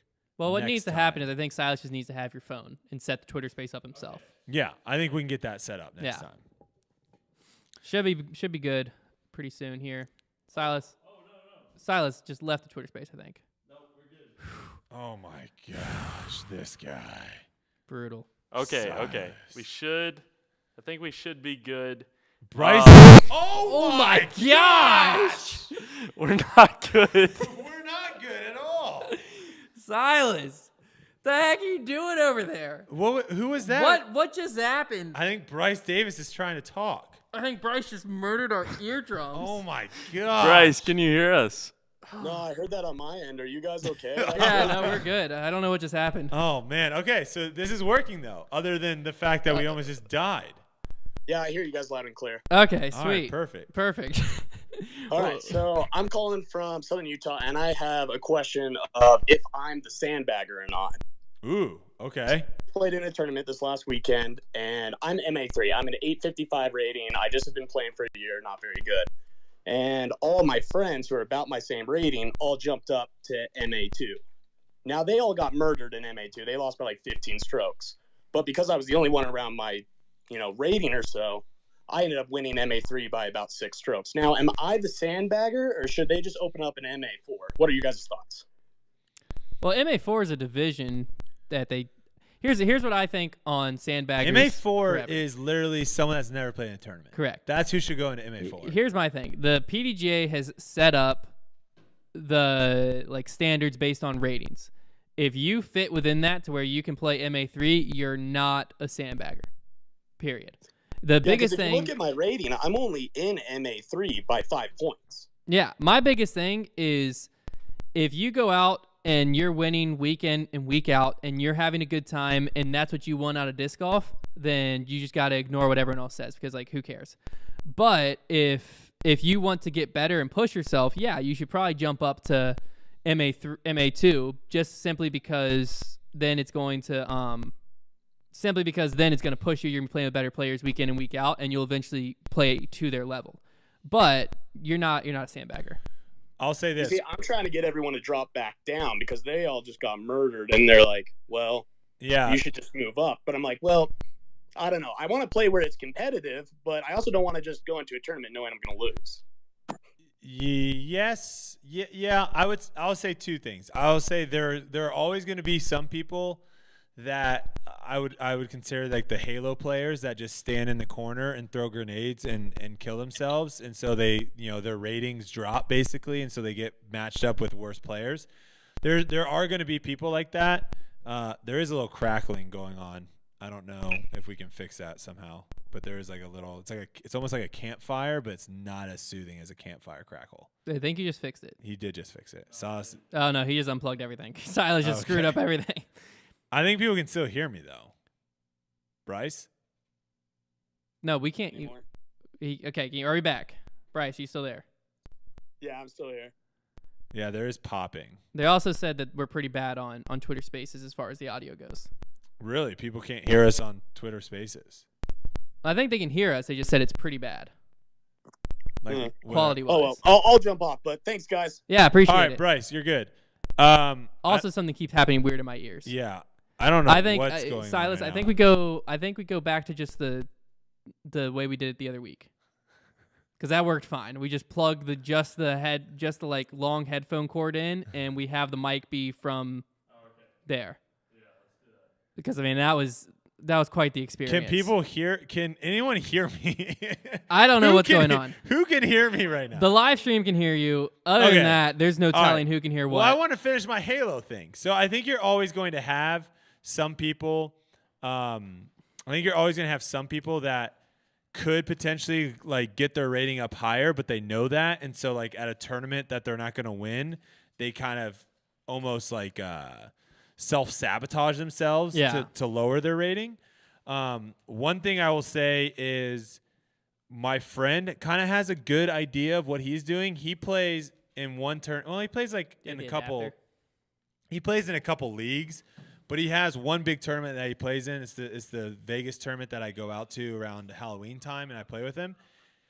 His whole concept is once he wins that tournament in MA3, and he's gotten close. He's like top 5 the last 2 years.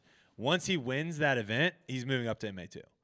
But until he wins the event, he's not moving up to MA2. Now, you could probably do the same thing if you have like local tournaments in your area and multiple people are playing. What are we doing here? They'll be able to hear us through your phone, and we'll be able to hear them through your headset. Everything's good right now? Not yet. Are we good now? Yeah. All right, let's unmute. We definitely didn't do this last time. We had a mic. All right, we're back. Oh, we definitely didn't. You're right. Wait, I hear them not through my headset. How's it working, Silas? Yeah, it's not working. All right. Take 3. We'll be back in 1 second. James, I heard you for a split second. Hold on, James. All right. XLR. So I do think. Pass me that third mic. Pass me that mic right there. I do. Is this channel muted? Yeah. Oh my gosh. All right, here we go. Game time. I do think that is a good idea of where if you're unsure, if you're playing in like the local scene. Boom. You said to put it some direction last time. Oh, Push where it's away from you. Is it like that? Yeah. That's what we want? All right. Now we should be. Am I muted on here? No, you're not, Brodie. I can hear you. Okay, I can hear. Okay, all right, we're back. Is this James? Back. We're back. Yeah, this is James. Hey, Brodie. Heck yeah. What's good, man? Hey, man, I just wanted to let you know that y'all's videos, you and Hunter and Trevor's videos have been phenomenal. They've helped me get through a lot of situations with my mama's passing over the weekend. I just want to let y'all know thanks a lot for putting all y'all's great content. It really kind of kept me positive through everything. Hey, man, I appreciate that, and sorry for your passing, man. Prayers go out to you. Yeah, my dad and I, we love y'all's slapstick attitude between everybody, and the amount of trash talking you do, Trevor. God bless him. Well, he gives a lot of it back. Some of it might not be on camera, but he for sure gives his fair share back to us. So. Well, man, I just want to jump in real quick and say thank you so much again. And y'all guys are awesome. Please keep dropping stuff. Please keep dropping all the videos y'all can. It's great. And y'all are actually kind of like the fuel that keeps me playing this sport, because I've had points I've wanted to give up, and I've actually finally broke my distance record of 318 feet being an amateur after being a year playing. Heck yeah, man. That's awesome. Thank you, man. I appreciate it. I'm just going to jump off so you can get y'all stuff up. I'm going to be listening to it. Hey, And thanks Hunter, so much for calling in. Hey, Hunter. Yeah. You are freaking awesome, bro. I really appreciate it. It means a lot. Listen, your fieldwork video actually helped me. That's what gave me that's actually what pushed me to hit that distance, man. That's amazing. That means the world to me. I really appreciate it. Well, you got much love from Alabama, dude. Thank you so much. Thanks, James. You're welcome, man. Yeah, take care, y'all. Have a wonderful night, man. You too, man. Y'all take care. Well, that just made the whole situation that made the whole thing worth it. There we go. Wow. You know what?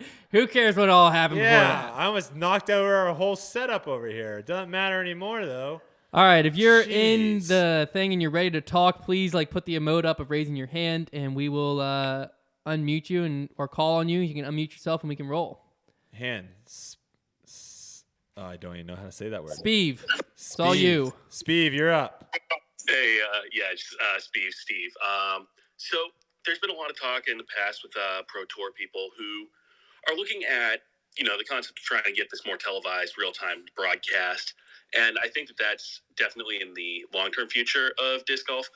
But I'm looking at how regular golf, ball golf, is sponsored. And they have big title sponsors for all the tournaments. I'm wondering how much that would help out with disc golf, with the production cost of going with a live broadcast if it were to be on TV in real time, and how that might play into the future of the Pro Tour. What do you guys think? Yeah, I think it's a huge thing, mainly because it removes manufacturers from being the title sponsor, which then ultimately makes it to where every manufacturer probably wants to get involved with every tournament, and also allows the manufacturers not to have to front up an absurd amount of money for one tournament. I think it makes a lot of sense. I think it's something that, looking at the PGA Tour, they have a full team that is constantly in works of trying to get sponsors for all their events. So I know it's a huge ask, and it is going to probably take a long, long time for that to ever happen, to where, yeah, maybe you do get I think we're looking at the start right now where the Disc Golf Pro Tour Championship, for example, this year had guaranteed rate was huge on that. Yep, and I think LL Bean also was LL Bean in Johnsonville. Yeah, in Johnsonville. So there was a couple big kind of outside of the disc golf manufacturers in there. It's going to be hard to get Las Vegas Challenge, Des Moines, Ledge. It's going to be hard to get all those, individual sponsors like that. But I think you slowly do it. You slowly do it. You slowly build relationships with people. You do the best you possibly can to show that, holy cow, like this was a great partnership to work with, and then see what happens. Yeah, and I think that's a good way to look into the future of the tour. Hopefully more title sponsors come in, at least getting the majors to start so that you can get some live coverage would be a huge get. And then, like you said, the manufacturers can focus on player work. The other one that is a big thing is I noticed a lot of the players, your top-level players, are making huge amounts based off of their contracts with non-golf sponsors, that is ball golf. So people are getting money from Rolex, et cetera. And obviously those aren't the sponsors that disc golf has yet. But do you think that there's a future for that, for player sponsors from non-disc golf orgs? Yeah, I think two things with that, right? One is obviously on the side that there needs to be more eyeballs on the actual tour, right? There needs to be more of right now, like, it's really hard to sell to someone like, hey, there's a chance that I might get shown, and if I do get shown, it's only to X amount of people. Yeah. So I think building up those live numbers is huge, very important. Yeah. And then expanding the live coverage beyond one card. Expanding the live coverage is the other thing, and then I would say the kicker on top of that is the social media side as well, to where you're going to have some people like you're going to have some people, if you look at like the PGA Tour, if you look at tennis, other individual sports, you're going to have bowling. I'm sure I'm not very familiar with bowling, but I'm sure there are some players like this where they don't have the largest following on like social media. They're not the most personal people to where they're going to have a lot of people paying attention to them. And so it's harder to market those people, but because they're at the top of the sport, you want to sponsor them because just being at the top already kind of gives you a leg up. And so you're going to have some of those people, but then you also could have people that are a little bit further down, but you really could put them in commercials and they could do a good job of selling your product or helping people know what your product is. So those two things kind of mixed in, I think will definitely help bring in additional sponsors. But the biggest one is just getting disc golf out there to where people are like, oh, this is a legitimate sport that we want to be tied to. And obviously there's a reason why if you look at golf's most brands that are affiliated with golf, they're more of the luxury style brands, right? Because a lot of people that play golf tend to have higher paychecks, right? Golf is a very expensive sport. So you're going to see the luxury vehicles, the luxury watches. You're going to see those kind of companies. But there's no reason that, companies that are like not, I don't even know what would you call like the middle tier? Like they're not luxury. Yeah, not a premium brand, but somewhere that's So maybe not a Lexus, but a Toyota. Right? Like, that is kind of going to be more of the disc golf, I would say, viewership. And so I think getting more of those that are like targeting the people. But again, it all goes down to like, hey, we have 20,000 people Yeah. watching our live stream versus, hey, we have 100,000. You got to have people to target before you can target people. Yeah. So That's deep. hey, thanks for calling in, though, brother. Yeah, no problem. Thanks, you guys. Great All right. content. Look forward to seeing more. Take it easy. I think Throwbert had his hand up for a while, Was it but I don't Throwbert? know if Throwbert or Jonathan were first. Throw- He just took his hand. Hey, Throwbert, Yeah, go for go it. ahead, What's Throwbert. up, guys? What's up, man? This is Bobby. It's Throbert, actually. You know, Oh, Throbert. Robert. My bad. Yeah, Robert. No, it's all good. First of all, I just want to start out and say, like, Brodie, I'm super impressed with where you've come so far, because I know at the beginning it's kind of tough, because myself being a disc golfer, as inclusive as we try and be, it's definitely a very gatekeeping community. And to see you push for these past couple of years and really work on your disc golf game, I can't lie, I kind of was against it and thought it was a big publicity thing. And it's really cool to see how far you've come. So yeah, that's that. I really enjoy Appreciate watching that. your guys' videos. Thank you. But it is debate night, so I do have something. I'm sure somebody said it before. I actually went to USDGC this year, and I was following Nico for a little bit, and I like Nico, but everybody else who was following Nico with me was there they wanted to see the blow up and wanted to see Nico do bad. Interesting. I think disc golf needs people like Nico. There's no real villains in disc golf right now.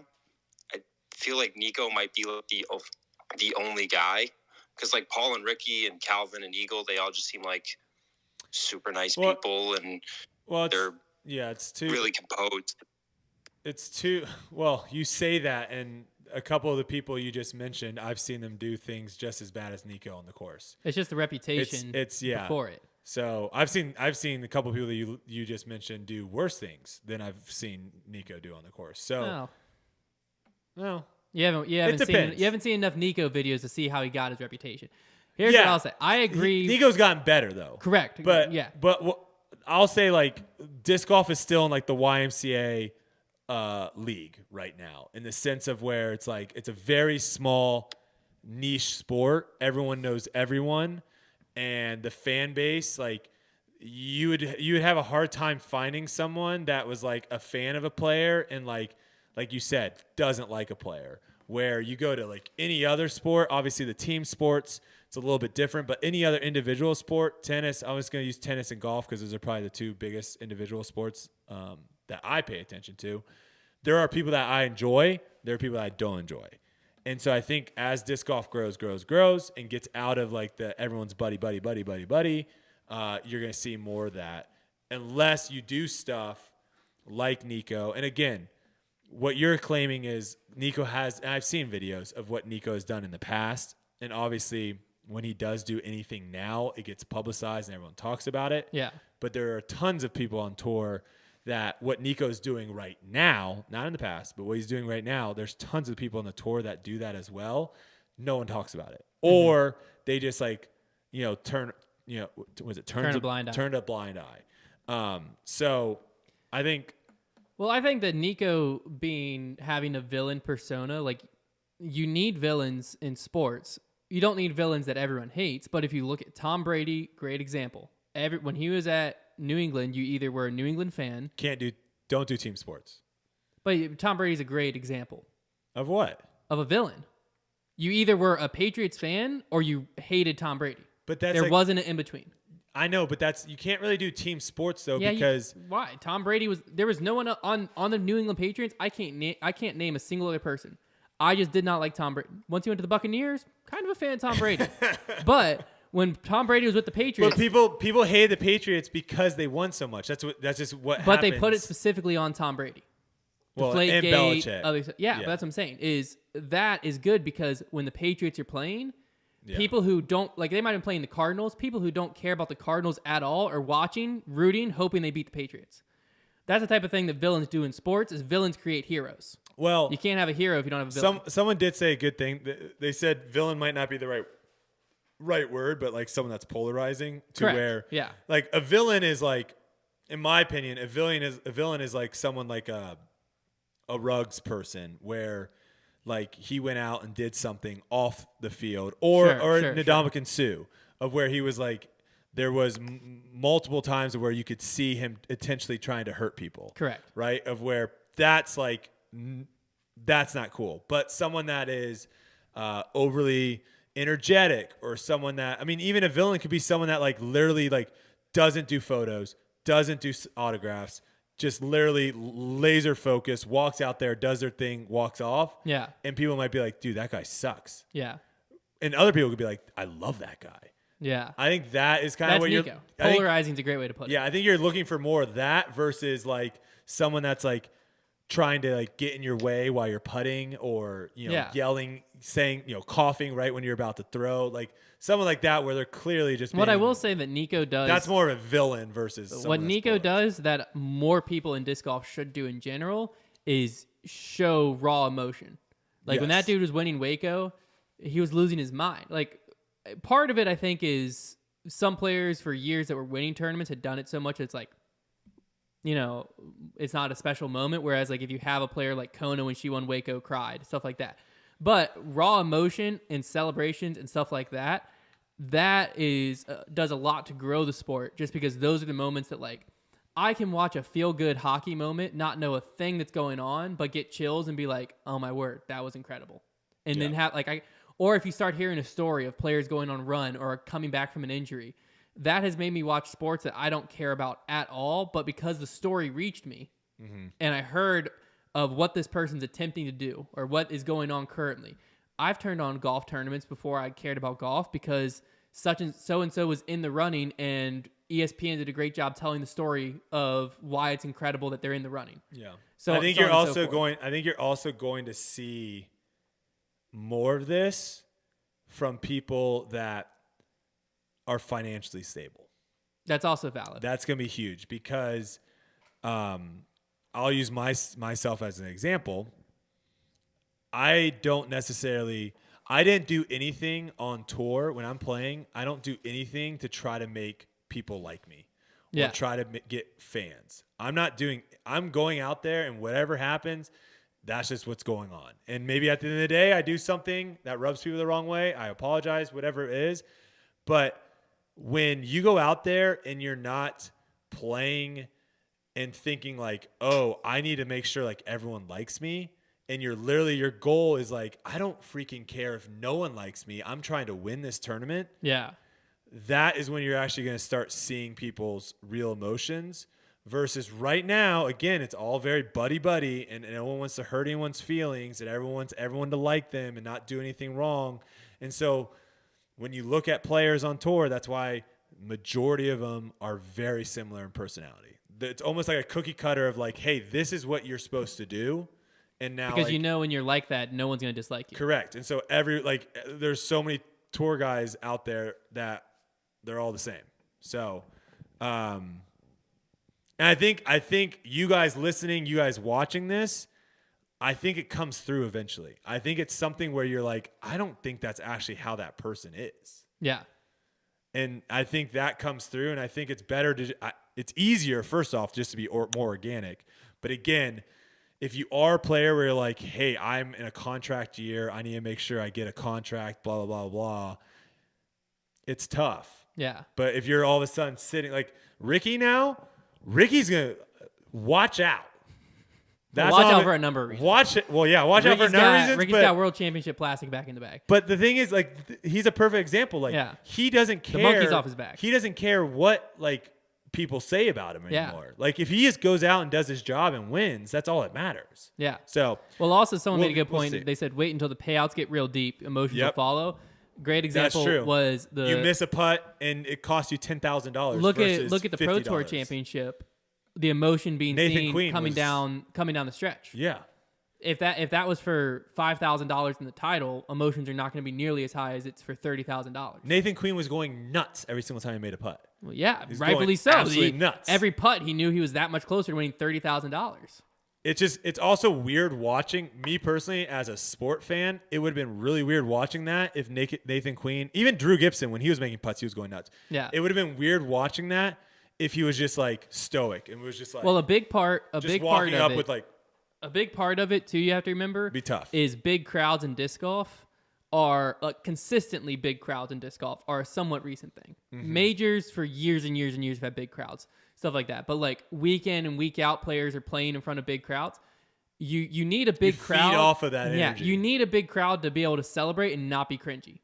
Because if you're screaming at the top of your lungs and beating your chest and you're the only one there, like, well, it depends. It's weird. It's a little weird. Well, hold on. It depends. If it's for $100, might be weird. If Sure, it's for sure, if it's yeah, for yeah. $100,000, not weird. Absolutely, All right, absolutely. But when you have 5,000 people also screaming their heads off, then nothing you do sure. is cringy.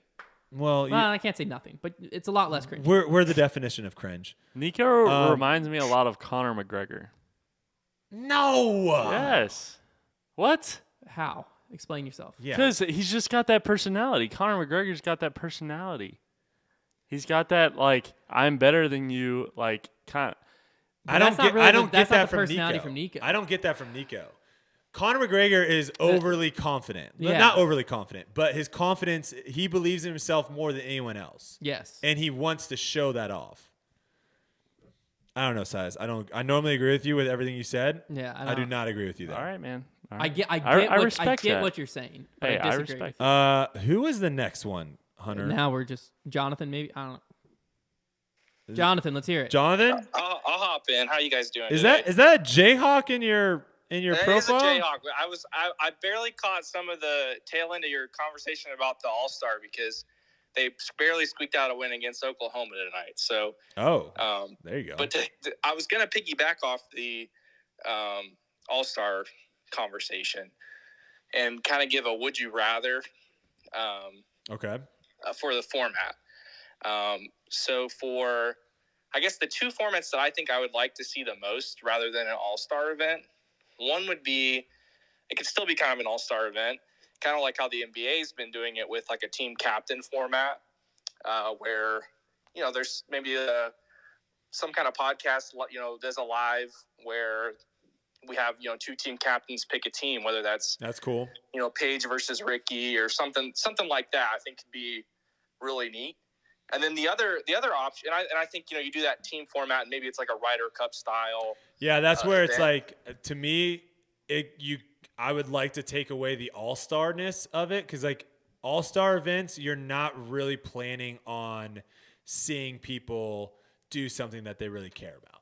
Right. Like if they lose, if you lose an all-star event, like any of the basketball team, they aren't walking away upset. Yeah. But like the Ryder Cup, you're pissed. Yeah. Well, the All-Star So event, it's like I like what you're saying, but what you're suggesting, I would say like I would love to see it mean something, of where there's like a cup, and I mean the easiest way of making, and we're kind of getting that way too with some of the more Europeans coming over. They just posted, a couple of them just posted some of their schedules, and they're all playing, it looks like, the front end of the tour. Mm-hmm.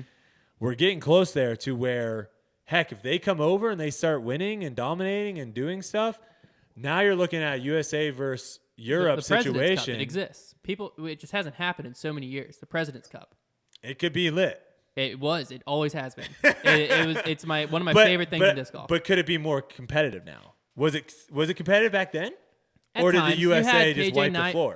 Most of the time USA wiped the floor, but you had KJ Naibo, Simon, Seppo, Payu. You had several players that were competitive enough to make it fun. But now it could be extremely interesting. Yeah, it could be close now. Yeah. Okay. Question would be, would Simon play on the U.S. now that he's changed his PDGAs to say No, you can't do Shrewsbury, that. Massachusetts? No, you can't do that. I'm just saying. Well, okay, what else did you have, though? Because I kind of cut you off, so apologies. Yeah, for no, that. the second format that I want to see done is a battle of the brands. I want to see, Hate that. you know, DD is in their best MPO, FPO teams versus Discraft's best MPO, FPO team, and do some kind of like college disc golf style, you know, team event. I think that would be. I think a lot of viewers would get behind that, especially with how brand loyal a lot of people are.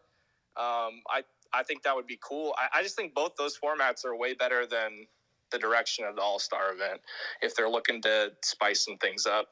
I just hate the Manufacturers Cup. That's what a lot of people are saying. He is right that a lot of people would care about it.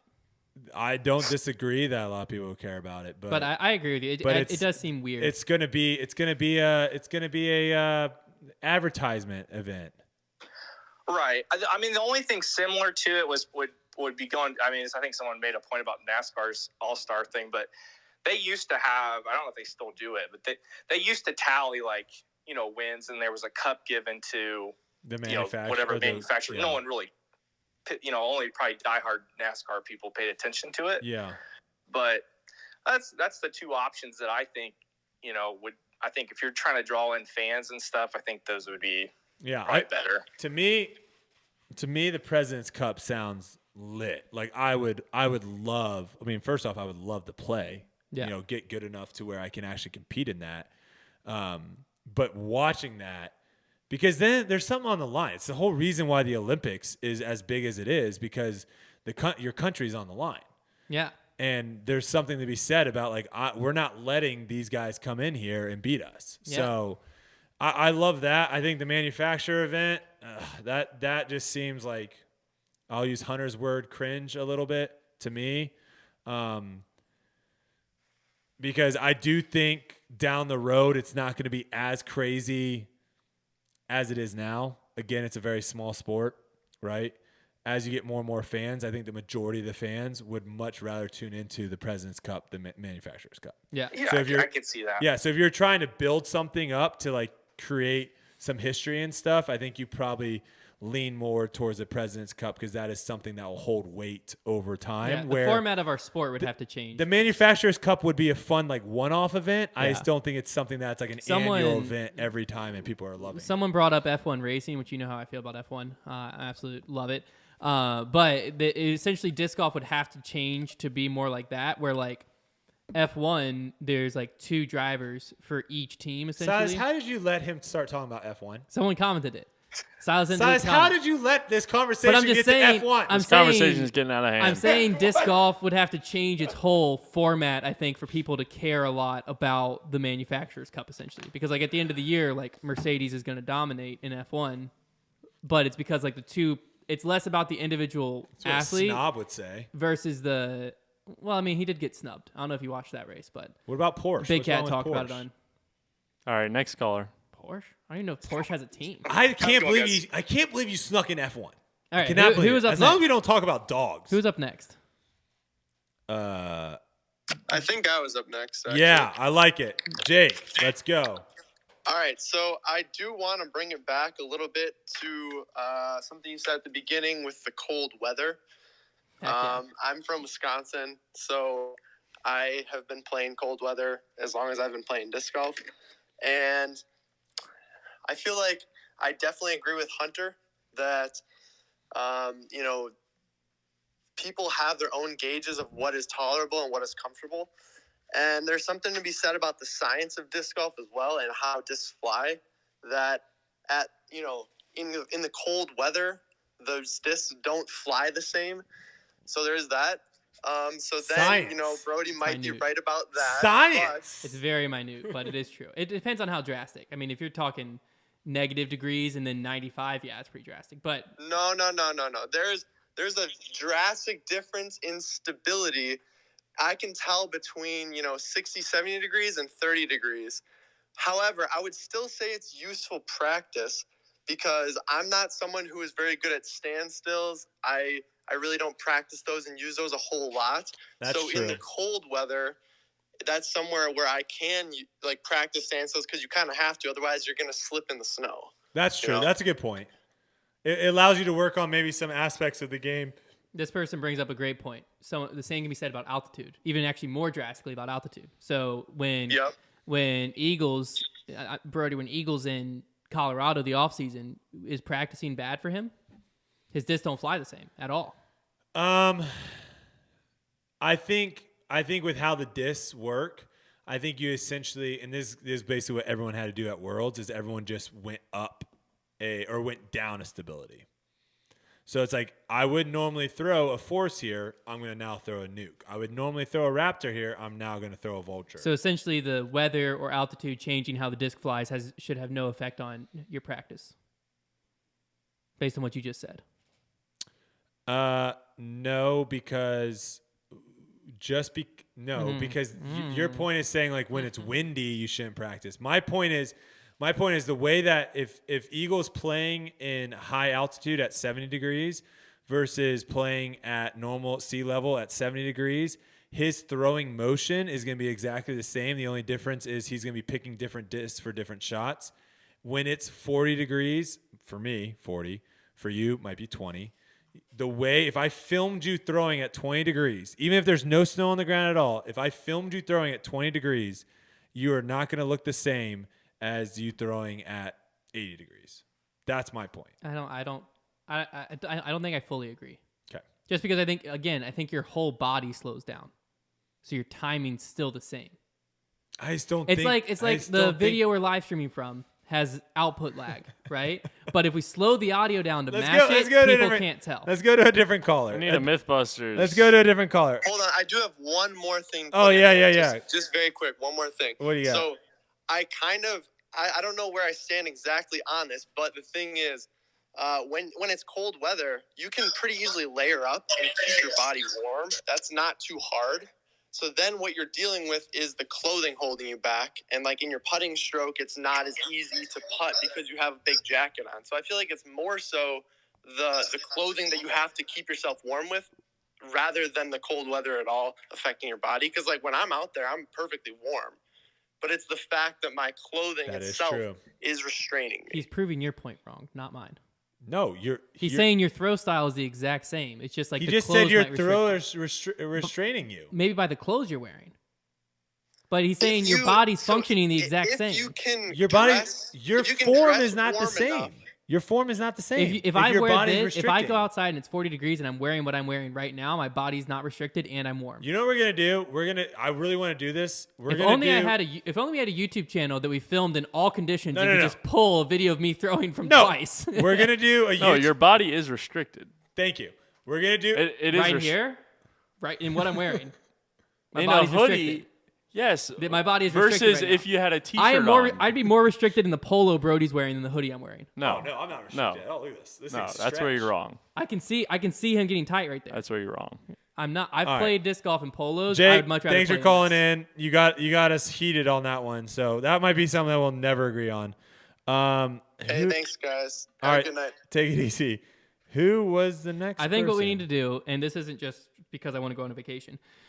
I think tomorrow we need to buy a plane ticket to Florida, and we need to film a video. God. We need to film a video in the morning of me throwing outside. For you to say this all day. We need to film a video of me throwing outside at 20 degrees, and then in the afternoon, same day. Yeah, I'm gonna hop on the plane and see what my throw looks like. No, I'm also gonna radar you to see how fast you throw. I know because how fast you throw. If your body moves the same, I'll throw slower, but my whole body will move slower, so it's still good practice because my timing's the same. Is my whole point. That comes from a golfer that can't break 100. All right. We're talking disc golf. It has nothing to do with golf. All right, that was irrelevant. That's a low blow, man. No, was it? That was very fair. That needed to be said. I was about to say something, but you know what? I'm gonna be the bigger man. Was it this guy, Street guy? Street LA? Is that who's next? Yo, am I on? Yeah. Yeah, you're on. Go for it. Hey, Street Lamp. Name's Felix from Texas. Just had a couple things. Going back to Nico, I don't think it's his emotions or his outbursts that a lot of people have a problem with. What you always hear people complaining about is the pace of play, because that affects everyone. Yep. It affects his card. It affects the viewership, and it affects everyone behind him. All the cards that are waiting to tee off. And I think that's the problem that most people have with Nico. The only thing I'll say with that, and Gannon Burr kind of gets thrown in there too a little bit. And Gannon actually has come out and said that he's been practicing this offseason, increasing his pace of play, which is an awesome thing to do. I will say, he technically is, I guess, in a sense, breaking the rules, but unfortunately, the way that disc golf is currently set up, you have to have people on the card enforce those rules. So until they change it to where there's marshals and officials out in the course and they drive by and they say, hey, you guys are, a hole behind. You need to speed up the pace of play or you're going to whatever. That's a tough one because it's just it's until people basically step up and start calling him on it consistently and he gets dinged, it's going to be hard for him to change his habit. Well, I think that to your point, one of the reasons no one wants to call Nico on it, and I've heard some pros talk about it, is because they know it's going to make the rest of the round uncomfortable because of previous issues that does relate to his anger and outbursts, stuff like that. That's where you almost kind of need to have marshals on the thing so that way you don't have this awkward situation. Well, we did talk about, and I don't think that this specific issue would cause this, but the Pro Tour did somewhere mention that, like, by buying a tour card and owning a tour card, whatever it is, that you adhere to their new tour standards and restrictions that come with it, essentially opening up a way that they could fine players. Yeah. Or you also have the tour card of like, hey, again, I don't think pace of play will have anything to do with this. But if there's a more serious infraction, you could be like, hey, that's your first warning. If you do it again, we're going to have to take your tour card from you. Or something like that. So where like now there's something else on the line they have to think about versus just like a rules. It's like, all right, call me. What? First one's a warning. What are you going to do about it? Yeah. Right. Yeah. Yeah. And then there's that clip a while back where he missed a putt and then he had a small outburst and then somebody called him out on it. And then, he went after that guy. And yeah, there's a lot. That's not the kind of stuff we want. I will say there's a lot of pros that do that. It's just, again, if you're not being videotaped, no one will know about it. And even if you are being videotaped, sometimes the camera cuts away and no one talks about it. Well, also up until recently, and even right now, actually, not even up until recently, but live coverage is just starting to get more and more popular, but post-produce is still the main way that disc golf's consumed. They edit all that stuff and out. They might not intentionally edit it out, but why keep it in? Like, what does it add? So, like, unless it happens, which sometimes with Nico it had, immediately after a putt or immediately after something to where you can't cut it out without it being obvious, if a player steps back, you might not be able to get away with that on live because there might still be a hot mic near you, or the camera might follow you because they're still talking about the throw you just had. Stuff like that, to where I think live will expose some of that a bit more than it had in the past. But the bad thing I think is right now in disc golf, and this is across the board. This is even all the way down to like a C tier. For some reason, and it's probably true in all self-officiating sports, but it feels like a personal attack sometimes when someone calls the rule on you. Yeah, where it shouldn't, because like it happens in other sports too. But in basketball, if the ref calls a foul that I think's not a foul, I get mad at the ref. But that has nothing to do with my teammates or the other team I'm playing against, because there's an individual third party that's just his job to do rules. This is the big thing that we had at Ultimate is at the end of an Ultimate game, you would be like, those guys are a bunch of cheaters. Where sports that are officiated at the end of the game, you're like, those refs were terrible. Yeah, you blame it on the ref. And that's where you make a nice kind of division between the two. And I think, again, this is where it'd be nice to have kind of a third party in the mix. To where if it's like you call the marshal over, so that there's like people brought up the Paige Pierce missing the Mando at Worlds. Yeah, it was just an awkward situation. He puts it in a really weird spot. Because Lisa seemed to be the only one that actually saw it, and she just like immediately was like, I don't know, because like, what are you going to do in that World's situation? #1 player in the world looking at you being like, what happened? And the other two players didn't see it, and so you're just like, what am I supposed to say? Yeah, versus if there was like a marshal being there and be like, no, you missed it by like 4 feet. Yeah. Then that was also a really badly designed Mando. It was poorly designed, and very hopefully it'll never happen again, and hopefully not at Worlds. Right. I was actually going to bring up Ultimate with it being self-officiated. Do you think there's a different dynamic between Ultimate and disc golf in regards to self-officiating because it's a team sport? No, I would say it's more of an active sport, right? So yeah. Disc golf is very easy to self-officiate. And again, there is almost this kind of notion of like calling yourself on certain things, if you will. And again, I think it's going to be harder and harder for cheaters to continue to prosper in disc golf because there's going to be more and more fans on the ground. There's going to be more and more coverage on the ground. And so you might be able to cheat right now, if you're on the 4th or 5th card, there's no cameras, there's no fans watching you. It's going to be harder to do that. But I would say the difference is like Ultimate, there's so many times where you have two people that honestly believe what they're saying is true. Mm-hmm. Like, I did not foul you. And this person says, no, you did foul me. And it's because you're doing something so fast and it's a split second. It's very hard to tell what happened first, where if you have a third party standing there looking at it, they can give an unbiased decision and hopefully give you a right call. Now, obviously, we see all the time refs making the wrong calls. Yeah. Right? It's not going to fix the problem 100%, but you're going to get a much better result. And again, it gets away from like the two teams arguing. And that was like the thing I hated the most in Ultimate is like people would get upset if you called foul. People would get upset by me literally going straight to the observer because that's the official. Essentially, we're supposed to try to work it out first, and if we can't, then we go to the observer. But I would be like, I just want to go straight. If they have an observer, why didn't the observer just make the calls? That's what I always said is I would just go straight to the person watching it because, again, like you're not going to change my mind from anything you say.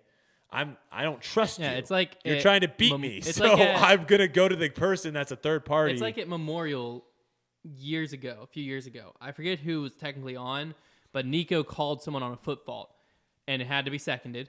And the rest of the cards was like, we didn't see it. And then the person who threw was basically like, I didn't foot fault. Like they didn't know because they weren't intentionally foot faulting, but basically they planted a decent bit behind their lie. Mm-hmm. And so Nico's like, you foot faulted. And they're like, oh, well, I don't know. And the other people in the car are like, I'm sorry, I didn't pay attention. I couldn't tell you. And so Nico like turns to the crowd and it's like, did no one see him foot fault? I mean, it's obvious. Like, come on. And then he's like, he walks over to the camera guy, and this is all like on live. The camera guy's like, can you show me the footage? Let me show him. He foot faulted. And it got like really awkward because of like kind of what you're saying. Nico went over the top trying to plead his case. Sure. But the whole reason it was awkward was there wasn't someone he could go to and ask. Yeah. And whoever it was, it might have been Ricky throwing. Whoever it was throwing was basically like, I don't think I did, but I don't know. And the other two people are like, we didn't see it. And certain things like that, those are going to be really, really tough. Because it's like, what, you're going to have a marshal on every card looking at every throw? Like, that's going to be very, very tough. But there's certain things, pace of play, spotters that are more officials than volunteers at certain spots to let you know if you missed the Mando, if you went out of bounds, if you came back in bounds at certain spots. There's certain things they can do. So, what was I about to say? I don't know. Also, a foot fault, I think. But I think we're going to take one more call. Yeah, I think a foot fault's a very rare one to call in general because, like, 95% of foot faults aren't intentional and don't actually give someone an advantage. Why are you calling that one? You know what I mean?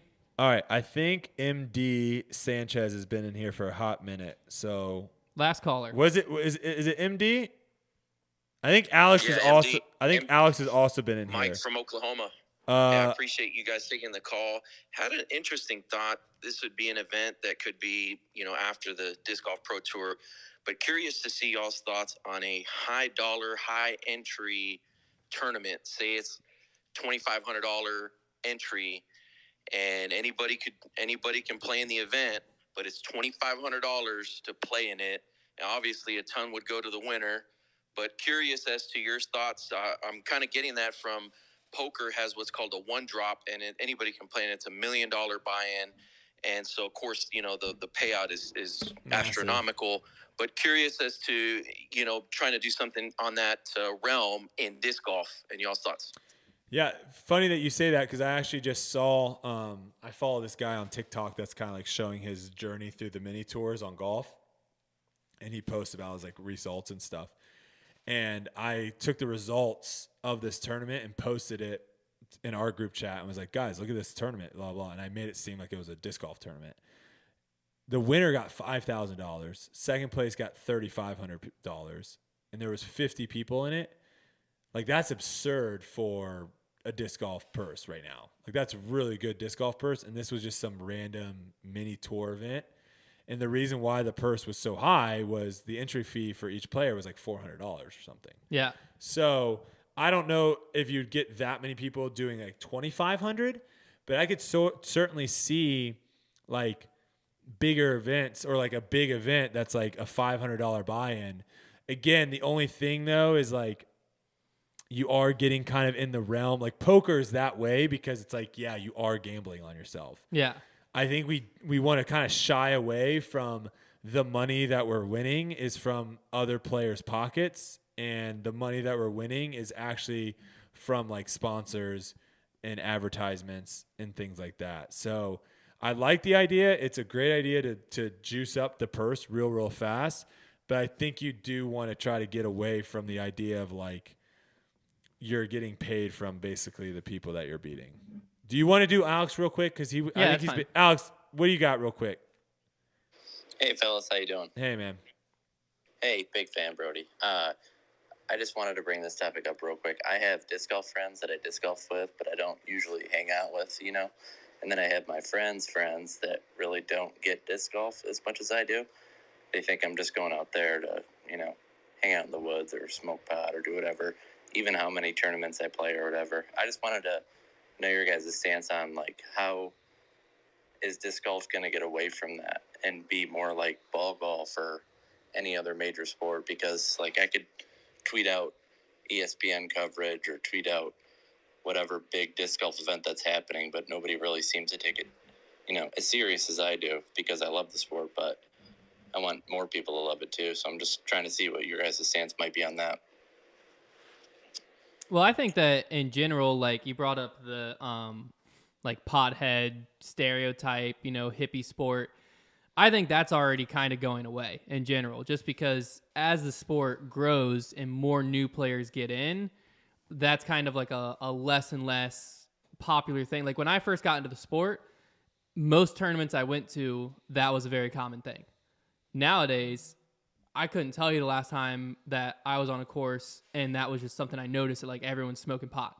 Not that there's anything wrong or like that's good or bad thing, but that stereotype is whittling down. Mm-hmm. It's probably partially due to the legalization in a lot of places because like it's a known fact once you legalize something, it becomes less attractive in general. So that probably has a big part in it. But regardless, I think that as the sport kind of naturally grows and people try it for themselves, it'll kind of get away from that. And there's not really anything specific other than, you know, just get those friends that don't take it super serious and just give them a putter and be like, hey, you know, I'm going out to this super fun short course. It'll take an hour. You want to come play with me?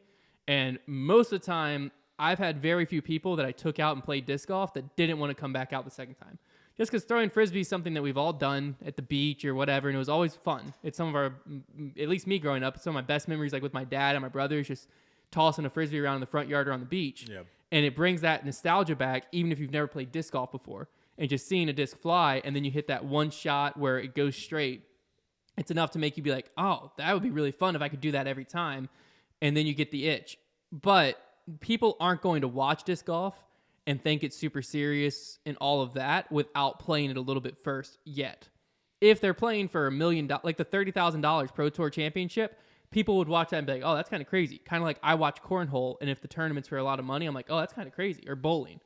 But if we're playing where the winner gets $5,000, no one's going to watch that and immediately, I can't say nobody. A lot of people aren't going to watch that and immediately fall in love with the sport.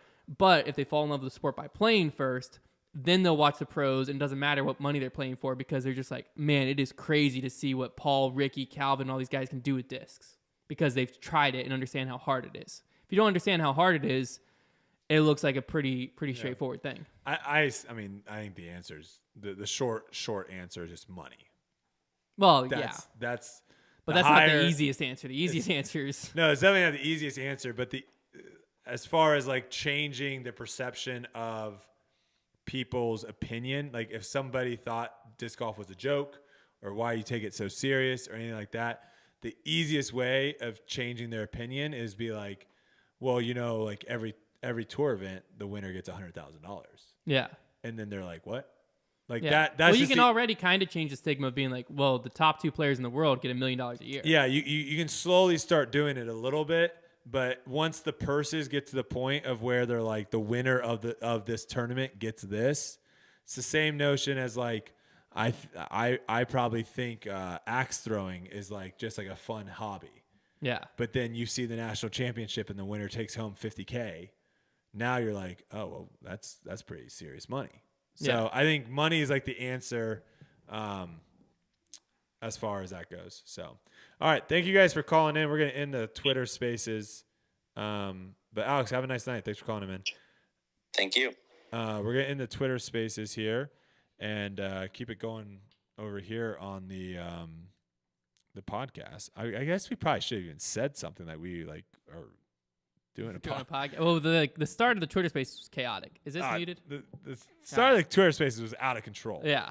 But I wonder how many people jumped in that and didn't know that we actually. There were probably actually a decent amount of people that have no clue that we're doing a podcast. To be fair, because people just jump into Twitter Spaces all the time. Yeah. But that was good. I think we just stick with this until we have a solution that's way better. We just have to figure it out before you go on the road. Because this isn't that bad. No, this works great when you're in studio. Oh, it's when you're on the road. We got to figure it out. Okay. But we'll figure it out. It is what it is. But yeah, good show tonight, Silas. Crushed it. Thank you. We're gonna start having clips out too. So if you missed the podcast, be on the lookout for that. We're gonna clip out some things to where, if you don't have 2 hours and you just want to watch certain segments of the show, we'll have those on YouTube for you guys. And if you're listening to us on Apple Podcasts or Spotify or whatever other podcast platform there may be out there, we appreciate it. Thank you guys for tuning in. Do you guys have anything else you want to say? Quick shout out to, if you're a fan of all things Foundation, we just created the official Foundation Nation Facebook group. Heck yeah. You can head over to Facebook and jump in that, post away, post whatever you want, meme us, do whatever. I don't care. Oh gosh, I hope good memes. I love good memes. Yeah, I hope good memes come out of this Facebook group. I'm gonna be very excited. We have a Reddit too, which is like the king of memes. Yeah, we didn't create the Reddit. We didn't create the Reddit. So Reddit, if you look for Foundation Disc Golf on Reddit, you'll see that. Hopefully that gets bigger too, because I feel like that's where memes live on Reddit, and that's like probably the best part of Reddit. But yeah, thanks so much for tuning in. We'll be back here live again next week. 8 p.m. Eastern on youtube.com/Foundation Disc Golf. No, wait, Foundation Podcast. What the heck? That's all right. We got too many channels. If you're still listening, hop over to Apple Podcasts, drop a rating. We appreciate you guys so much. And on Spotify now. Oh, you can do ratings on Spotify. That's new, yeah. Oh, drop a rating on Spotify as well. And stay tuned for Silas's Top 20 coming soon. And also Silas's Tour Disc. Which is coming soon. To be determined. Yeah, TBD. And if there's enough, I will literally pay out of my own pocket a run of 100. There we go. We could sell 100 Silas discs, no doubt. I'll pay out of my pocket for it. All right, thank you guys so much. We'll see you next week. Debate night, baby.